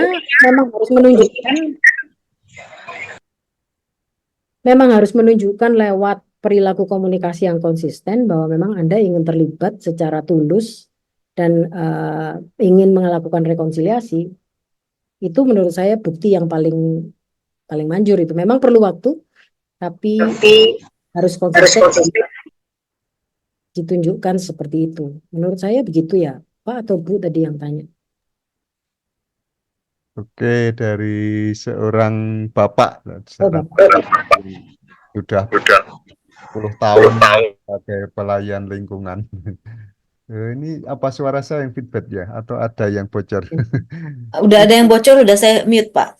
Ada yang Oh, bocor. oh ya ya, saya Ya. kira punya saya. Baik, berikutnya ini konsultasi praktis juga. Selamat siang, Bu Santi. Tadi dikatakan seorang pewarta mewartakan kisah Allah, bukan dirinya. Namun saat ini mengadakan acara atau webinar. Kita akan memilih pewarta yang sudah memiliki nama. Seperti kalau webinar mesti cari pewarta yang sudah memiliki nama dibandingkan pewarta yang belum dikenal. Karena memiliki nilai jual. Nah, kita juga senang mendengarkan pewartaan dari pewarta yang sudah dikenal. Nah, pertanyaannya, permasalahannya bagaimana cara kita agar bisa tetap mewartakan sabda Allah meski tidak dikenal. Nah, ini nanti juga mungkin Bu Ellen bisa nambahkan selain dari Bu Santi. Silakan Bu Santi. Em, dikenal atau tidak dikenal ya.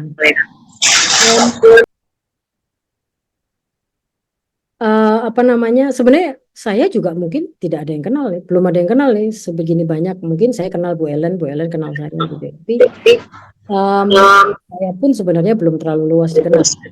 Jadi dikenal dan tidak itu masih bisa didebat ya, bisa didiskusikan lagi. Apa sih maksudnya dikenal dan tidak dikenal gitu. Buat saya yang penting adalah komunikasinya ya. Well, saya ngambil dari komunikasi. Apa yang disampaikan oleh pewarta, siapapun itu, dikenal atau tidak, sebaiknya memang punya prinsip yang tadi saya sampaikan di sesi, ya. Punya formula dan prinsip itu. Saya membangun reputasi menjadi pemandu, menjadi ketua bidang pewartaan, menjadi trainer dan coach itu 8-10 tahunan ya. Tapi 8-10 tahun itu ditambah dengan investasi saya membangun karir reputasi di perusahaan 20 tahun sebelumnya. Jadi reputasi itu perlu juga sih sebenarnya seberapa jauh kita orang lain. Sehingga kemudian orang merasa bahwa oh ya dia kredibel memang ngomong soal ini karena dia punya pengalaman selama ini. Atau oh ya dengan cara dia ngomong, kata-kata yang dia pakai, kesaksian hidup yang dia bagikan itu kok nyambung ya sama saya. Dan menurut saya ini bisa dibuktikan lewat buahnya. Saya selalu bilang ukuran keberhasilan pewartaan itu dari buah yang ada di Galasia itu.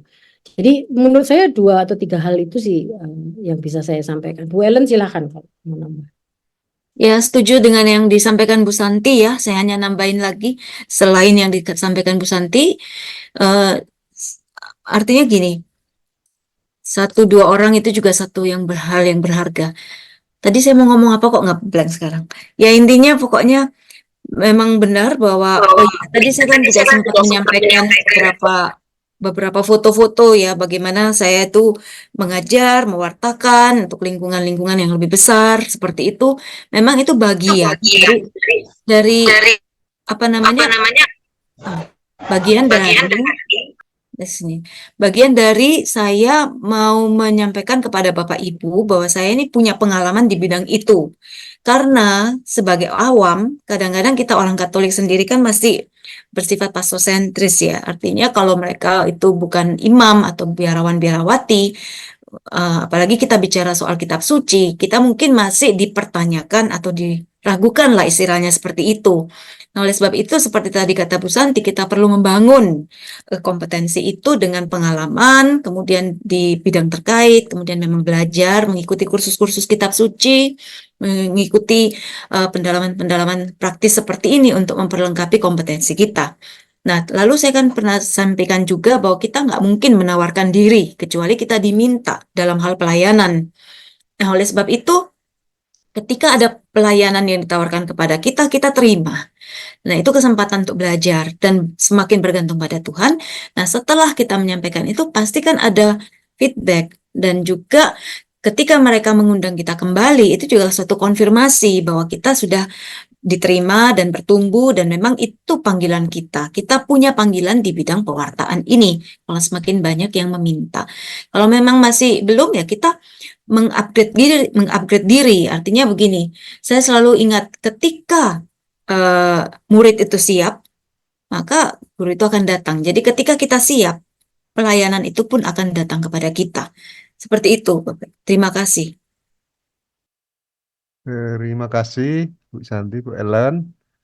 Pertanyaan berikutnya, bagaimana pendapat Ibu Santi mungkin ya, kalau komunikasi itu terlihat lancar, ramai, baik dalam pertemuan langsung atau secara tertulis dalam grup WA. Namun ketika itu topiknya tidak berhubungan dengan iman. Mungkin maksudnya ini kalau eh, apa gibah tentang hal lain lancar. Tapi ketika tentang iman mungkin belum lancar, sehingga mungkin pertanyaannya bagaimana untuk supaya ramai juga dalam hal iman itu Ya, itu Bu. mungkin. Terima kasih. Baik, pertanyaannya menarik nih. Dan ini memang artinya bertumpu pada kita atau pewarta pemandu. Kuncinya ada di kita sebenarnya. Bagaimana kita membuat sebuah diskusi, sebuah obrolan, sebuah sesi itu menjadi inspiratif, memotivasi. Ya. Tadi saya sampaikan bahwa pewarta komunikatif itu harus punya kecakapan untuk punya itu ya. Sehingga orang mendekat dan ramai ngobrolin mengenai Kristus. Bukan ngobrolin soal politik ya. Kalau politik aja rame gitu ya. Padahal nih ya kalau mau sharing aja, pendidikan politik paling bagus itu dari Kristus loh. Nanti silahkan baca di Injil mengenai bagaimana dia diadili oleh Pilatus. Itu politik, tapi itu politik ala kebenaran. Eh, itu nggak apa namanya intermezzo ya. Tapi intinya orang-orang yang bisa menghidupkan suasana itu kan selalu akan dicari, betul ya? Karena mereka punya kecakapan, tidak hanya kecakapan sebenarnya, tapi yang pertama adalah niat dan karakternya gitu. Ingin selalu membahagiakan orang lain, ingin bukan menjadi pusat perhatian, tapi mendorong agar orang lain itu terlibat, inklusi, diajak ngomong gitu ya. Itu memang butuh niat dan kecakapan. Nah, berarti memang sebenarnya ini tugas komisi juga ya. Saya sebagai salah satu anggotanya punya beban itu sebenarnya. Bagaimana caranya membuat agar kitab suci dan pembahasan mengenai kitab suci itu menarik. Dan saya sangat percaya itu harus mulai dari saya. Saya tidak bisa merubah orang lain, saya hanya bisa merubah diri saya sendiri. Makanya saya belajar komunikasi dan saya belajar kitab suci. Supaya kalau saya diminta jadi pemandu, itu suasananya jadi menarik, memotivasi, menginspirasi dan merenung. Orang jadi bikin merenung gitu. Itu yang selalu saya cita-citakan. Ya, mudah-mudahan ini yang memang dirasakan oleh semua orang yang pernah ada dalam sesi saya. Kira-kira gitu Pak Rudi. Bu Ellen silahkan kalau mau mungkin nambahin. Ya, memang mulai dari diri kita, satu langkah kecil kita pasti berarti. Terima kasih. Terima kasih. Jadi mulai satu langkah kecil juga untuk tadi bisa dikenal banyak orang, tentu hanya bisa dimulai dari orang terdekat yang bisa mengenal. Orang-orang besar saya kira mereka yang membesarkan bukan orang jauh, tetapi ya orang-orang circle kanan kirinya itu. Iya, Kita betul. bisa komunikasi, mewartakan kepada keluarga, kepada kanan kiri 5 orang, 2 orang, lama-lama Iya, akan lancar dan besar sendiri, betul. terkenal sendiri. Ya, Bahkan oikos. sekarang ini sharing pengalaman itu tiap hari saya mengikuti orang mencari panggung sendiri di TikTok, di YouTube seperti yang Bu Ellen sampaikan. Mereka mencari panggung sendiri bahkan debat tanpa tedeng-aleng-aleng soal iman. Nah, nah ini mungkin bisa menjadi sarana kita untuk juga belajar bukan masalah yang negatif tetapi cari sisi positifnya. Iya, betul. Berikutnya ada pertanyaan. Bu Santi, tolong sharing pengalaman lebih detail. Bagaimana Bu Santi menjadi jatuh cinta pada apa ini ya? Pada kitab suci. Karena banyak orang Katolik termasuk saya tidak dekat atau tidak akrab dengan kitab suci. Itu Bu Santi, suruh Oh, sharing secara detail diminta dari Bu Heli Kaliders. oh ya, baik Bu. Cerita singkat saja ya. Intinya ada orang sih memang teman saya yang mungkin dia disuruh oleh Tuhan ya somehow untuk mencari saya dan apa namanya belajar kitab suci bareng-bareng pada saat itu tahun 2009. Saya ingat sekali. Awalnya saya merasa bahwa ini anak pasti akan ngajak saya ke gerejanya nih, males ini. Dia orang Kristen memang. Tapi kemudian ya sudahlah, karena dia udah ngajak begitu seringnya, akhirnya saya penuhi dan kemudian saya mulai duduk dan mau dengerin nih orang ngomong apa sih. Kemudian dia pelan-pelan mulai cerita mengenai hidupnya dan bagaimana kitab suci merubah hidupnya. Lalu karena saya penasaran, saya baca sendiri dong. Saya suka baca buku ya kebetulan, dan kemudian kitab suci yang begitu banyak ada di rumah saya ini, mulai dari yang kecil sampai yang besar sekali, itu banyak sekali di rumah gitu, tapi nggak pernah disentuh memang gitu ya. Lalu akhirnya saya mencoba satu dan membaca.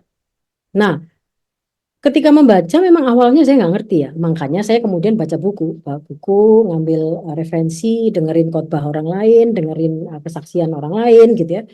Lama-lama ada buahnya tuh. Makanya saya selalu ngomong ngukurnya dari buah. Yang di Galatia 5, 21, 21 dan 22, karena dua buah yang disampaikan di situ.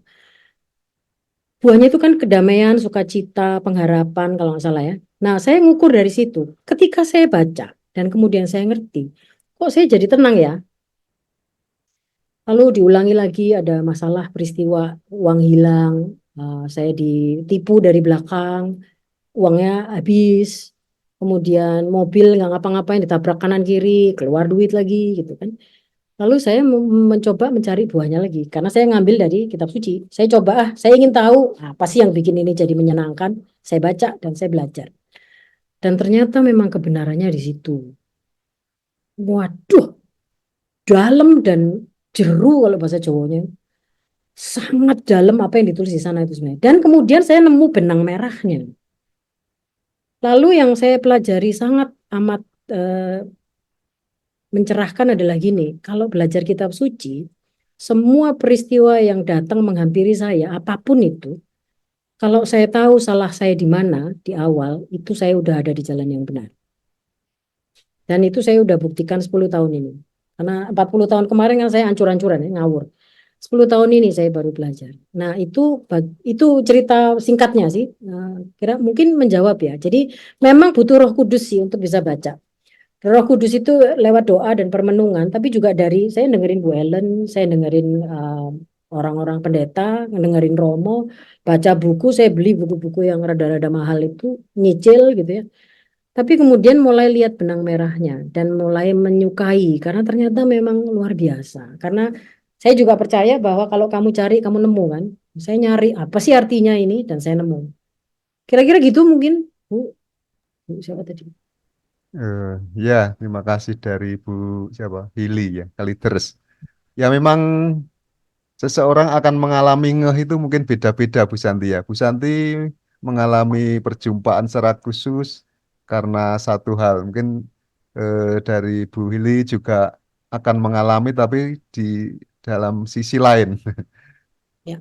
Dari Bu Yunita ini siang Bu, kadang saya dominan itu bisa saja mutung atau ini kalau mendapat masukan itu bisa jadi baper, mutung, terus down dan sebagainya. Kadang menjadi pasif sebagai bentuk protes karena tidak diterima. Nah, ini bagaimana sikap kita kalau menerima masukan, sentilan itu supaya kita tidak down. Itu intinya. Oke, dari dua sisi ya. Yang menerima masukan memang dibutuhkan kematangan dan kedewasaan sih. Dan pemahaman bahwa begini, relasi itu nggak mungkin satu arah. Kecuali kalau Anda monolog ya, ngomong sendiri. Tapi relasi itu selalu bertumpu pada 2, 3, 4 arah. Siapapun yang terlibat dalam relasi itu. Sehingga orang yang menerima masukan itu harus bisa melihat dengan jernih. Nah, saya mencoba menggunakan skill komunikasi mendengarkan tadi. Kalau kita mendengarkan dengan seksama, orang yang memberi masukan itu punya banyak pesan loh sebenarnya. Antara lain ya, yang saya pernah temui, mungkin dia memang butuh perhatian. Jadi keluarnya manifestasinya dengan cara mengkritik orang lain. Itu saya banget. Menegur orang lain. Saya itu cari perhatian kok dulu sukanya. Caranya dengan gimana? Ngeritik. Karena saya selalu lihat barang-barang yang nggak benar, kritik. Wah, kayaknya seolah-olah udah paling benar gitu, mengkritik. Jadi kalau kita dengerin, kita bisa tahu. Nah, kalau kita tahu, kita bisa jadi punya belas kasih sebenarnya. Oh, kasihan ya orang ini mungkin nggak dapat perhatian seperti yang dia mau ya. Ya udah, saya deh yang ngasih perhatian. Jadi kalau dikritik, diberi masukan ya nggak usah baper, karena oh terima kasih ya Bapak atau Ibu itu ternyata sangat teliti ya mengamati perjalanan saya dan kata-kata saya. Itu sangat membanggakan, Bu. Terima kasih. Nggak ada salahnya kan melakukan itu. Mati daging yang tadi saya bilang. Sebagai pemberi kritik atau masukan, saya mengusulkan agar diksinya juga bisa disesuaikan. Tegur, ngeritik, ngoreksi, itu kan selalu konotasinya tuh negatif. Pertama, ganti aja dulu, transformasi itu semua diksi-diksi yang negatif. Jadi misalnya, saya mau ngobrol dong, diksinya kan lebih damai gitu loh. Buahnya itu kalau dicari kan, damai, sukacita, ngobrol dong gitu. Saya tuh mau belajar loh dari Ibu gitu ya. Kira-kira Ibu kan pernah bilang begini-begini gitu. Itu menurut Ibu selama ini berhasil nggak sih Bu? Gitu.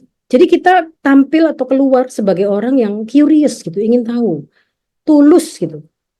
Dirubah mindsetnya karena dirubah diksinya. Tidak mau negur, tidak mau kritik, saya mau belajar sama orang itu. Nah, kalau niatnya itu sesuai dengan kebenaran tadi ya, paling tidak ya dari sisi komunikasi, mati daging, mengamati manusianya, bukan masalahnya. Kita sedang menghormati manusianya. Lalu bahwa kita itu harus rendah hati, kita pakai kasih, kita ngerti akar masalahnya. Prinsip-prinsip itu kalau itu dipakai secara konsisten, menurut saya akan jauh lebih turun itu yang namanya konflik sebenarnya. Baper itu harusnya udah mulai turun sih kalau kita konsisten melakukan seperti itu ya. Menurut saya ya, menurut saya. Itu Pak Rudi. Baik, semoga bisa menjawab. Berikutnya ini masih ada beberapa dan kita waktunya sepertinya nanti sampai pukul 13 kita akan jeda. Jadi masih Ada ada saya ya. juga. Terus nanti sebelum ini masih beberapa pertanyaan. Mohon maaf, apakah diperkenankan untuk konsultasi tentang pewartaan dari tim pewartaan dari Keuskupan Malang? Ini dari Pak Sitanggang di Bekasi. Ini maksudnya apakah konsultasi tentang pewartaan da- ke tim pewartaan di Malang atau tim gimana ini sih? Nanti Bu di Ellen, Bu japri Ellen. aja ya, Pak. Nanti Ya. mungkin bisa menjapri gitu ke Bu Fajar atau ke saya begitu untuk Ya. keperluan apa gitu ya. Baik, silakan nanti bisa dilanjut. Untuk pertanyaan berikutnya dari Pak Yohanes, bagaimana menghindari kesan pertemuan itu terkesan justru pemandu yang mau disampaikan, yang tersampaikan dibanding menyampaikan Yesus tadi seperti yang dalam materi tadi. Kadang kalau memandu di tempat lain itu malah lebih diterima.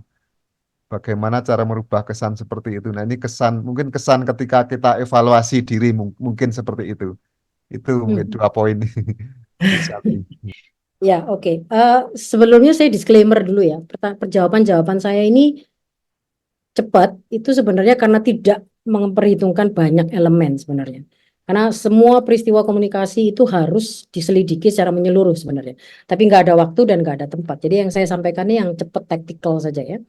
Jadi menghindari kesan. Memang menghindari kesan itu artinya pemberi kesannya yang harus dievaluasi terlebih dulu. Mengapa bisa ada timbul kesan itu? Itu yang harus dicari tahu.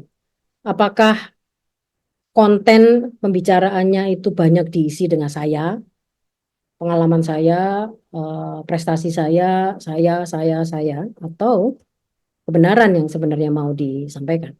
Itu bisa jadi ukuran ya. Kalau kesan itu menguat muncul di orang lain. Jadi lalu yang kedua memang harus diverbalkan ya, artinya bahwa kadang-kadang gini, kalau audiens yang mungkin frekuensinya tidak sama dengan pemandunya harus lebih banyak menggunakan kata-kata yang disampaikan secara asertif. Jadi misalnya disclaimer di awal, kayak tadi saya melakukannya. Bapak Ibu, saya ingin menyampaikan kebenaran tentang Kristus yang sesuai dengan bacaan hari ini misalnya. Tentu ini datang dari pandangan saya. Saya minta maaf kalau misalnya ada yang keliru. Tapi saya sangat ingin mendengarkan versi dari Bapak Ibu semua. Saya akan memulai saja. Tapi selanjutnya silahkan, saya juga ingin mendengar dari Bapak Ibu. Nah, setting kondisi yang seperti itu yang bisa kita harapkan mungkin akan membangun kesan yang berbeda ya. Dengan kalau misalnya ya kita langsung ngomong, kemudian waktunya panjang, tidak bisa disela, lalu pertanyaan kemudian ditukas dengan nada atau intonasi yang mungkin keras gitu ya, pasti akan bisa timbul kesan itu. Jadi menurut saya pola komunikasi si pemandunya memang harus dievaluasi terlebih dahulu sehingga timbul kesan itu. Itu dari saya, Pak. Terima kasih. Terima kasih Bu Santi. Memang ini menjadi poin, mungkin poin yang juga hanya bukan Pak Yohanes Kasyanto yang mengalami ketika kadang setelah menyampaikan seperti Bu Ellen tadi bahkan sampai baper nggak bisa tidur ketika setelah menyampaikan pewartaan. Bahkan saya pun kadang juga begitu. Oh, tadi kok ngomong gitu kok gitu. Nah ini memang evaluasi sangat penting. Mungkin ini seperti ini sangat bagus ketika kita mungkin mengembangkan sesama pewarta, ada kelompok evaluasi, latihan dan sebagainya. Yang Bu Santi sendiri pernah kita juga secara offline kita praktek ya, kita bagaimana menanggapi kemudian dievaluasi. Nah, ketika kita akan terbiasa dengan itu, mungkin ketika mendapat kritik juga kita menjadi lebih kuat mungkin karena kita gampang baper ketika kita kadang mungkin memang nggak pernah ada yang mengkritik ketika dapat satu suara saja langsung eh, nggak mau lagi. Nah ini saya kira evaluasi dalam dunia pendidikan itu menjadi elemen yang sangat penting, evaluasi diri maupun evaluasi dari orang lain. Sehingga kalau kita tanpa evaluasi ya mungkin menjadi kurang bisa berkembang. Itu tambahan dari saya. Kemudian dari Bapak Antonius Juswanto, Bu Santi sepertinya untuk menjadi pewarta yang baik memang harus de- decertified ya atau tulisannya decertified ya Bu. Bagaimana bagi pewarta yang memahami firman dengan pemahaman yang generik, baik makna literalnya atau makna rohani. Maksudnya dari lebih banyak dari mendengar renungan khotbah pastor dan kebetulan sekolah di sekolah Katolik. Jadi bekalnya mungkin bekal dari bukan secara spesifik ya. Ini juga dari pertanyaan yang sama Pak Agus mungkin senada. Bagaimana kalau pewarta itu sebaiknya punya kompetensi public speaking yang disyaratkan selain pengetahuan Alkitab yang berkesan kaku dan kelas dewa agar dapat menarik audiens. Jadi ini dua pertanyaan saya gabung ketika kita butuh kompetensi public speaking dan juga kompetensi dari konten yang didapat bukan dari formal mungkin maksudnya. Itu Bu Santi. Iya, terima kasih. Saya mencoba memahami pertanyaannya. Em, Kalau ini menurut saya ya, kalau di dunia profesional, di dunia akademik, sertifikasi itu penting ya, karena itu menunjukkan kredibilitas. Walau begitu, saya kurang setuju kalau di dalam gereja dan pelayanan itu ada sertifikasi, karena itu nanti akan menimbulkan polarisasi dan menimbulkan apa namanya persepsi-persepsi yang sebenarnya mungkin tidak perlu gitu, karena berarti kita nggak dianggap nih kalau ngomong tidak tersertifikasi. Padahal saya sebenarnya sudah di lingkungan itu melayani sampai elek berpuluh-puluh tahun, tapi karena saya tidak tersertifikasi, jadi seolah-olah saya nggak berhak gitu ya, apa namanya memandu gitu. Nah, kekhawatiran itu yang saya pikir perlu dicermati ya sebelum kita menggunakan standarisasi sertifikasi. Lalu yang kedua, menurut saya, karena setiap orang yang dibaptis itu punya misi yang sama, ya ini mewartakan kan kabar gembira itu gitu. Jadi ini adalah hak sebenarnya dan kewajiban setiap orang yang sudah dibaptis. Dan orang yang mengenal kitab suci, ini Bu Ellen, Pak Rudi juga pasti setuju, akan penuh dengan sukacita sehingga dia tuh meluber-luber pingin berbagi. Kayak cerita mengenai orang yang di kebun kemudian menemukan harta, lalu semua dihilangkan, dijual, kemudian dia asuh harta itu. Itu kan sebenarnya ngomong mengenai Kristus menurut saya. Kristus itu ketemu kita, itu dia langsung jatuhi, menurut saya ya, jatuh kasihan iba, pingin tak selamatin. Itu kalau kayaknya dia melihat harta, kalau dia melihat kita itu, Kristus melihat kita itu. Nah, berarti kebenaran itu ketika dia membuat kita menjadi sukacita, limpah ruah, itu kemudian kita ingin untuk bisa berbagi. Makanya ada sesi seperti ini. Saya berterima kasih pada Komisi Keuskupan, Komisi Kerasulan Kitab Suci di Keuskupan untuk mengakomodasi sesi-sesi seperti ini. Karena dengan bekal ini misalnya ada orang yang mau apa namanya berbagi dan kemudian kita belajar dengan tekun kitab suci dan mungkin buku pendalaman iman, belajar dari orang lain. Saya yakin dan percaya bahwa kabar sukacita itu harusnya membuat orang sukacita kok. Jadi mungkin tidak perlu sertifikasi ya. Tapi itu menurut saya ya, menurut saya. Begitu Pak Rudi. Silakan Bu Ellen. Iya, terima kasih sudah setuju, Bu. Ada 2 yang raise hand loh, Pak. Dari Bu Yohana dan Pak Bambang. Oh iya, yang dulu mau nih Pak Bu Yohana duluan. Iya, Silakan Bu Yohana. Mungkin agak pertanyaannya agak di langsung karena waktunya sudah mepet. Silakan.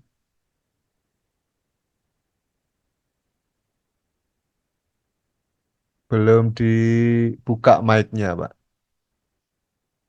Atau Pak Bambang dulu kalau sudah siap, sementara Bu Yohana masih menyiapkan device-nya.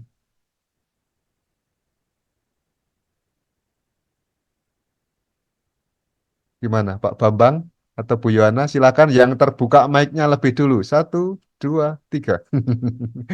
Belum ada yang terbuka mic-nya. Kalau belum ada yang mungkin via chat aja ya, Pak ya nanti ya. Di ya, kalau organisasi berikutnya sambil ya. nunggu mic terbuka dari Bu Yohana atau dari Pak Bambang, ini ada pertanyaan dari mungkin kaum muda ini, Kak Santi yang bisa kita tanggapi. Bu Santi, bagaimana menjadi pewarta komunikatif yang baik jika pewartanya itu lebih muda, menyampaikan kepada orang-orang yang lebih senior? Nah, ini mewakili kaum muda, silakan.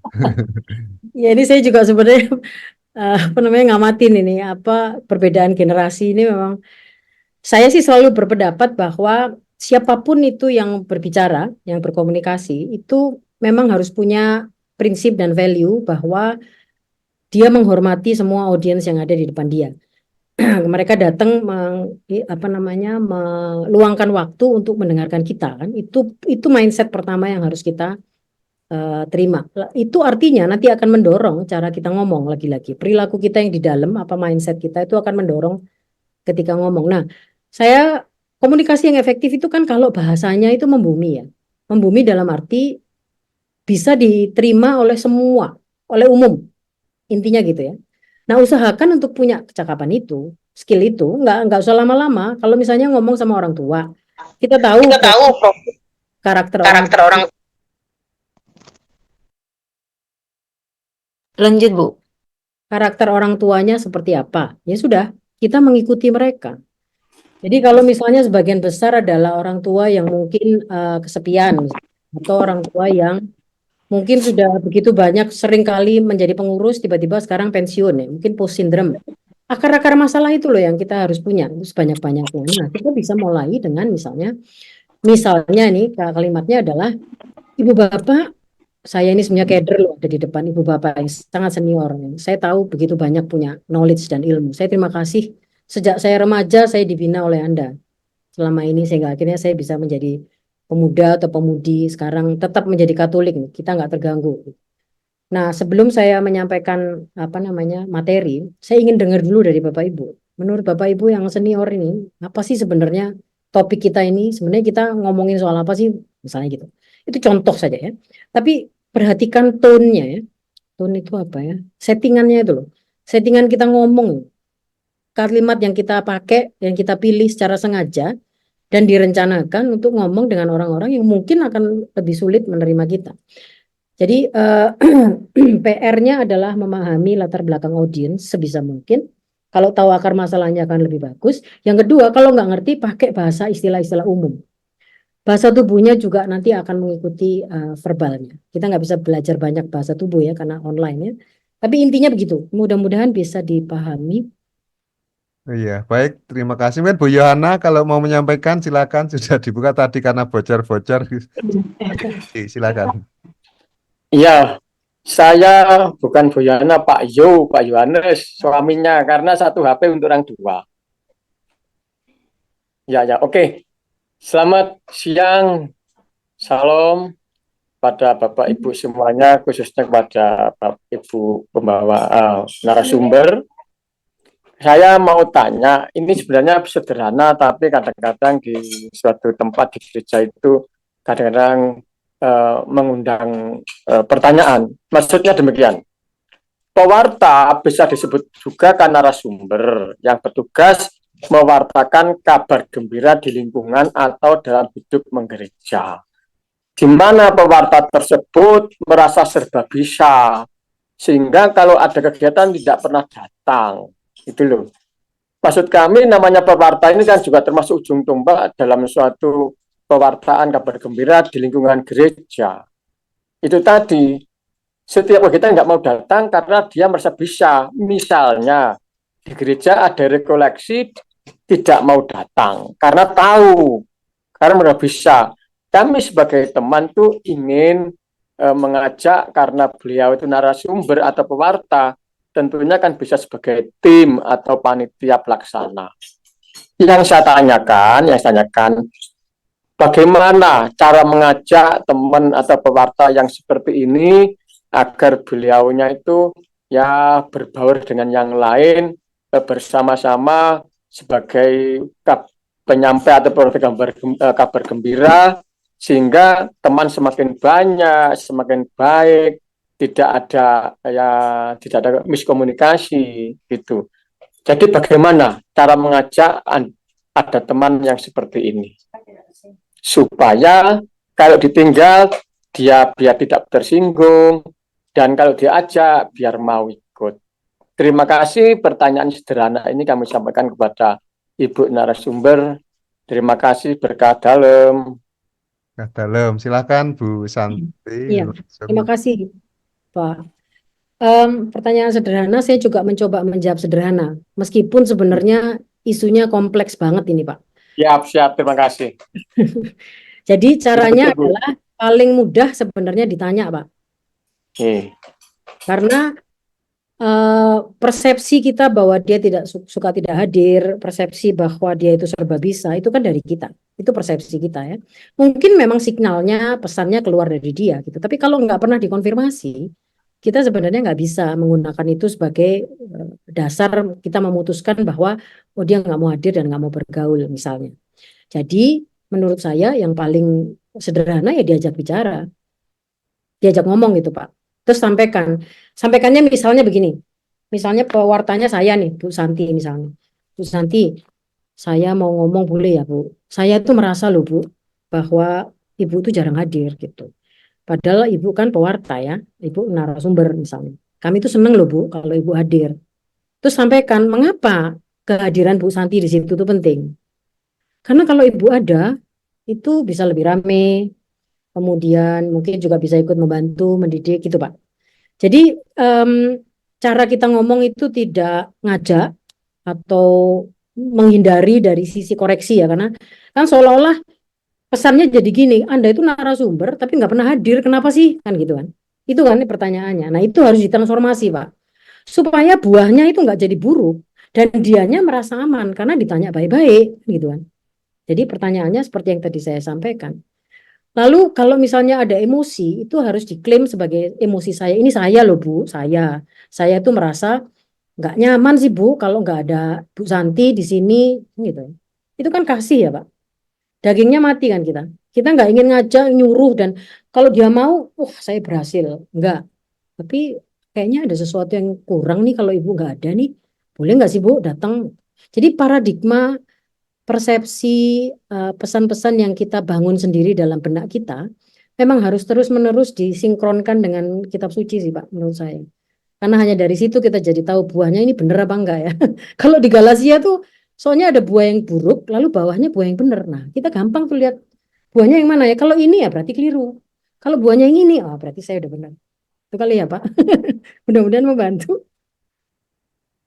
Baik, ini masih ada yang satu resen, tapi sudah pukul 13, kita sepakati bersama bagaimana, apakah Pak Bambang ini kita bisa menampung sekarang atau kita break dulu? Saya sedikit aja, Pak. Oh ya, kalau gitu monggo silakan Pak. Saya off cam dulu, Pak ya, tapi saya nanya gini, tadi Bu Santi mengatakan bahwa kitab suci itu begitu dalam sehingga menarik. Ini sebenarnya cocok untuk menarik orang-orang yang belum tertarik untuk membaca dan sebagainya. Saya juga kebetulan lagi tertarik ya Pak ya. Nah, tadi Bu Santi katakan bahwa kitab suci itu begitu dalam, luar biasa, bahkan melebihi dari misalnya hal sekuler dan sebagainya. Coba Bu Santi boleh bantu pandu dong supaya kita-kita ini juga semakin tertarik gitu Bu. Makasih Bu. Ini salah satu upaya saya sebenarnya Pak untuk membuat orang tertarik. Tapi kalau boleh sharing, gimana ya? Ya kayaknya saya jadi nggak punya jawabannya nih kalau begini, karena semua yang menggiring saya Roh Kudus ya. Harus tanya Roh Kudus sih menurut saya. Saya ini kalau nggak dipegangi Roh Kudus Pak, waduh Pak, mabuk Pak tiap hari Pak. Saya dulu sekolahnya itu nggak sekolah, mabuk. Kemudian saya itu suka menghakimi, artinya gini, memojokkan. Kalau saya tahu orang lain salah, saya langsung gunakan semua kepintaran saya itu untuk memojokkan dia sampai dia nggak berkutik. Itu saya Pak. Nah kalau saya nggak dipegangi sama Roh Kudus ya, memang saya selalu minta setiap detik itu saya diganggu loh di sini. Itu saya nggak mungkin bisa begitu. Jadi menurut saya setiap orang itu pasti akan punya masa-masa di mana Roh Kudus sentuh dia. Bu Ellen juga pasti tahu ini. Sentuh dia luar biasa sehingga dia tidak berkutik dan kemudian hanya bisa, saya sampai maaf saya terharu. Semua kesalahan itu terpapar dengan jelas kalau Roh Kudus sentuh. Maaf Pak. Mudah-mudahan membantu. Baik, Bu Santi, terima Terima kasih kasih. jawabannya. Mungkin nanti bisa dilengkapi kalau masih ada waktu. Kita sudah pukul 13:06. Kita nanti akan masuk sesi 3 13.30 gitu ya Pak? ya 13:30 atau 13:30 untuk bagaimana mewartakan atau teknik komunikasi dan sebagainya yang berkaitan dengan pewartaan kepada remaja ya. Ah, Iya, ya secara psikologis dari yang pakarnya ini mungkin nanti ya kita tetap bisa gabung lagi sampai selesai. Kita break dulu, makan-makan dulu. makan siang dari konsumsi yang sudah disediakan oleh seksi konsumsi. Silakan kita Iya. nanti masuk lagi, nanti akan kita panggil. Itu Ya, untuk link absen bisa diisi juga, tapi karena pembicaranya belum lengkap, nanti boleh diisi belakangan juga nggak apa-apa. Kalau bisa memberi feedback untuk setiap pembicara satu, pembicara dua, pembicara tiga hari ini, itu akan sangat berguna bagi kami untuk memperbaiki gitu. Terima kasih Bapak Ibu. Kalau memberi evaluasi, ada catatan untuk pembicara satu, dua, tiga, atau sebut nama, itu lebih baik. Terima kasih ya Bu, Bapak. Ya, terima kasih sekali Bu Santi yang sudah bersama kita dengan penyajian atau pendampingan yang luar biasa. Semoga menjadi inspirasi bagi kita bersama. Dan ini saya juga membantu untuk mengenalkan yang sudah mendukung acara kita ini dari carimeeting.com. Ini 15.000 per jam kapanpun. Ini sistem top up. Jadi ketika kita top up butuh berapa jam kita top up, itu akan bahkan ada yang hitungan per orang ini, 1.000 per orang per jam. Jadi ketika kita meeting yang gabung itu kira-kira 50, berarti ya tinggal mengalikan 50 orang per jam. Ini kalau large meeting ini 1.000 orang. Ya, lengkapnya mungkin di carimeeting.com. Carimeeting.com ini punya orang kita, mungkin punya. Itu silahkan untuk istirahat sejenak. Bapak Ibu tidak perlu keluar dari ruang Zoom. Silakan tetap tinggal dan kita akan kembali lagi pukul 13.30. Selamat makan siang. Terima kasih.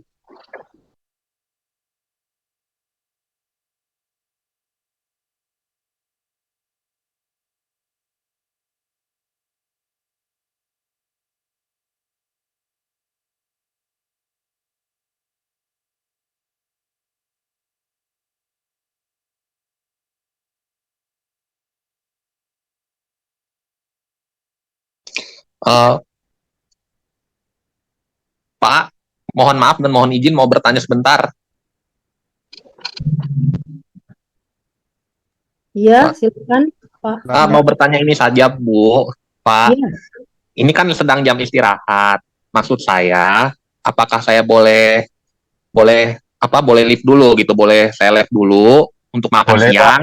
Tapi Boleh, nanti boleh, setelah silakan. itu pukul Iya. 1:30 saya akan kembali lagi. Begitu maksudnya, Pak. Iya, silakan. Boleh, boleh. Silakan. Silakan, Ya karena Pak. kan ini maksudnya mau makan siang dulu begitu. Ya, ya, silakan. Oke, baik. Terima kasih, Pak. Kita mulai Mari. lagi 13.30 Pak ya. Terima Oke, kasih. baik. Terima kasih. Paling absensinya Ya, nanti tinggal diisi sambil itu. Baik, terima kasih. mau tanya Bu, kalau absensinya itu di luar paroki, terus ngisinya di mana Bu? Parokinya itu tidak ada. Iya, parokinya di scroll di paling bawah sendiri itu ada pilihan others. Other Ketika diklik, terus diisi. Other diklik, lalu akan keluar baris baru, Bu. Nah, di baris baru itu diketik nama parokinya sendiri. Jadi diketik iya. sendiri nama parokinya. Setelah itu Paling di bawah. bagian, iya di paling bawah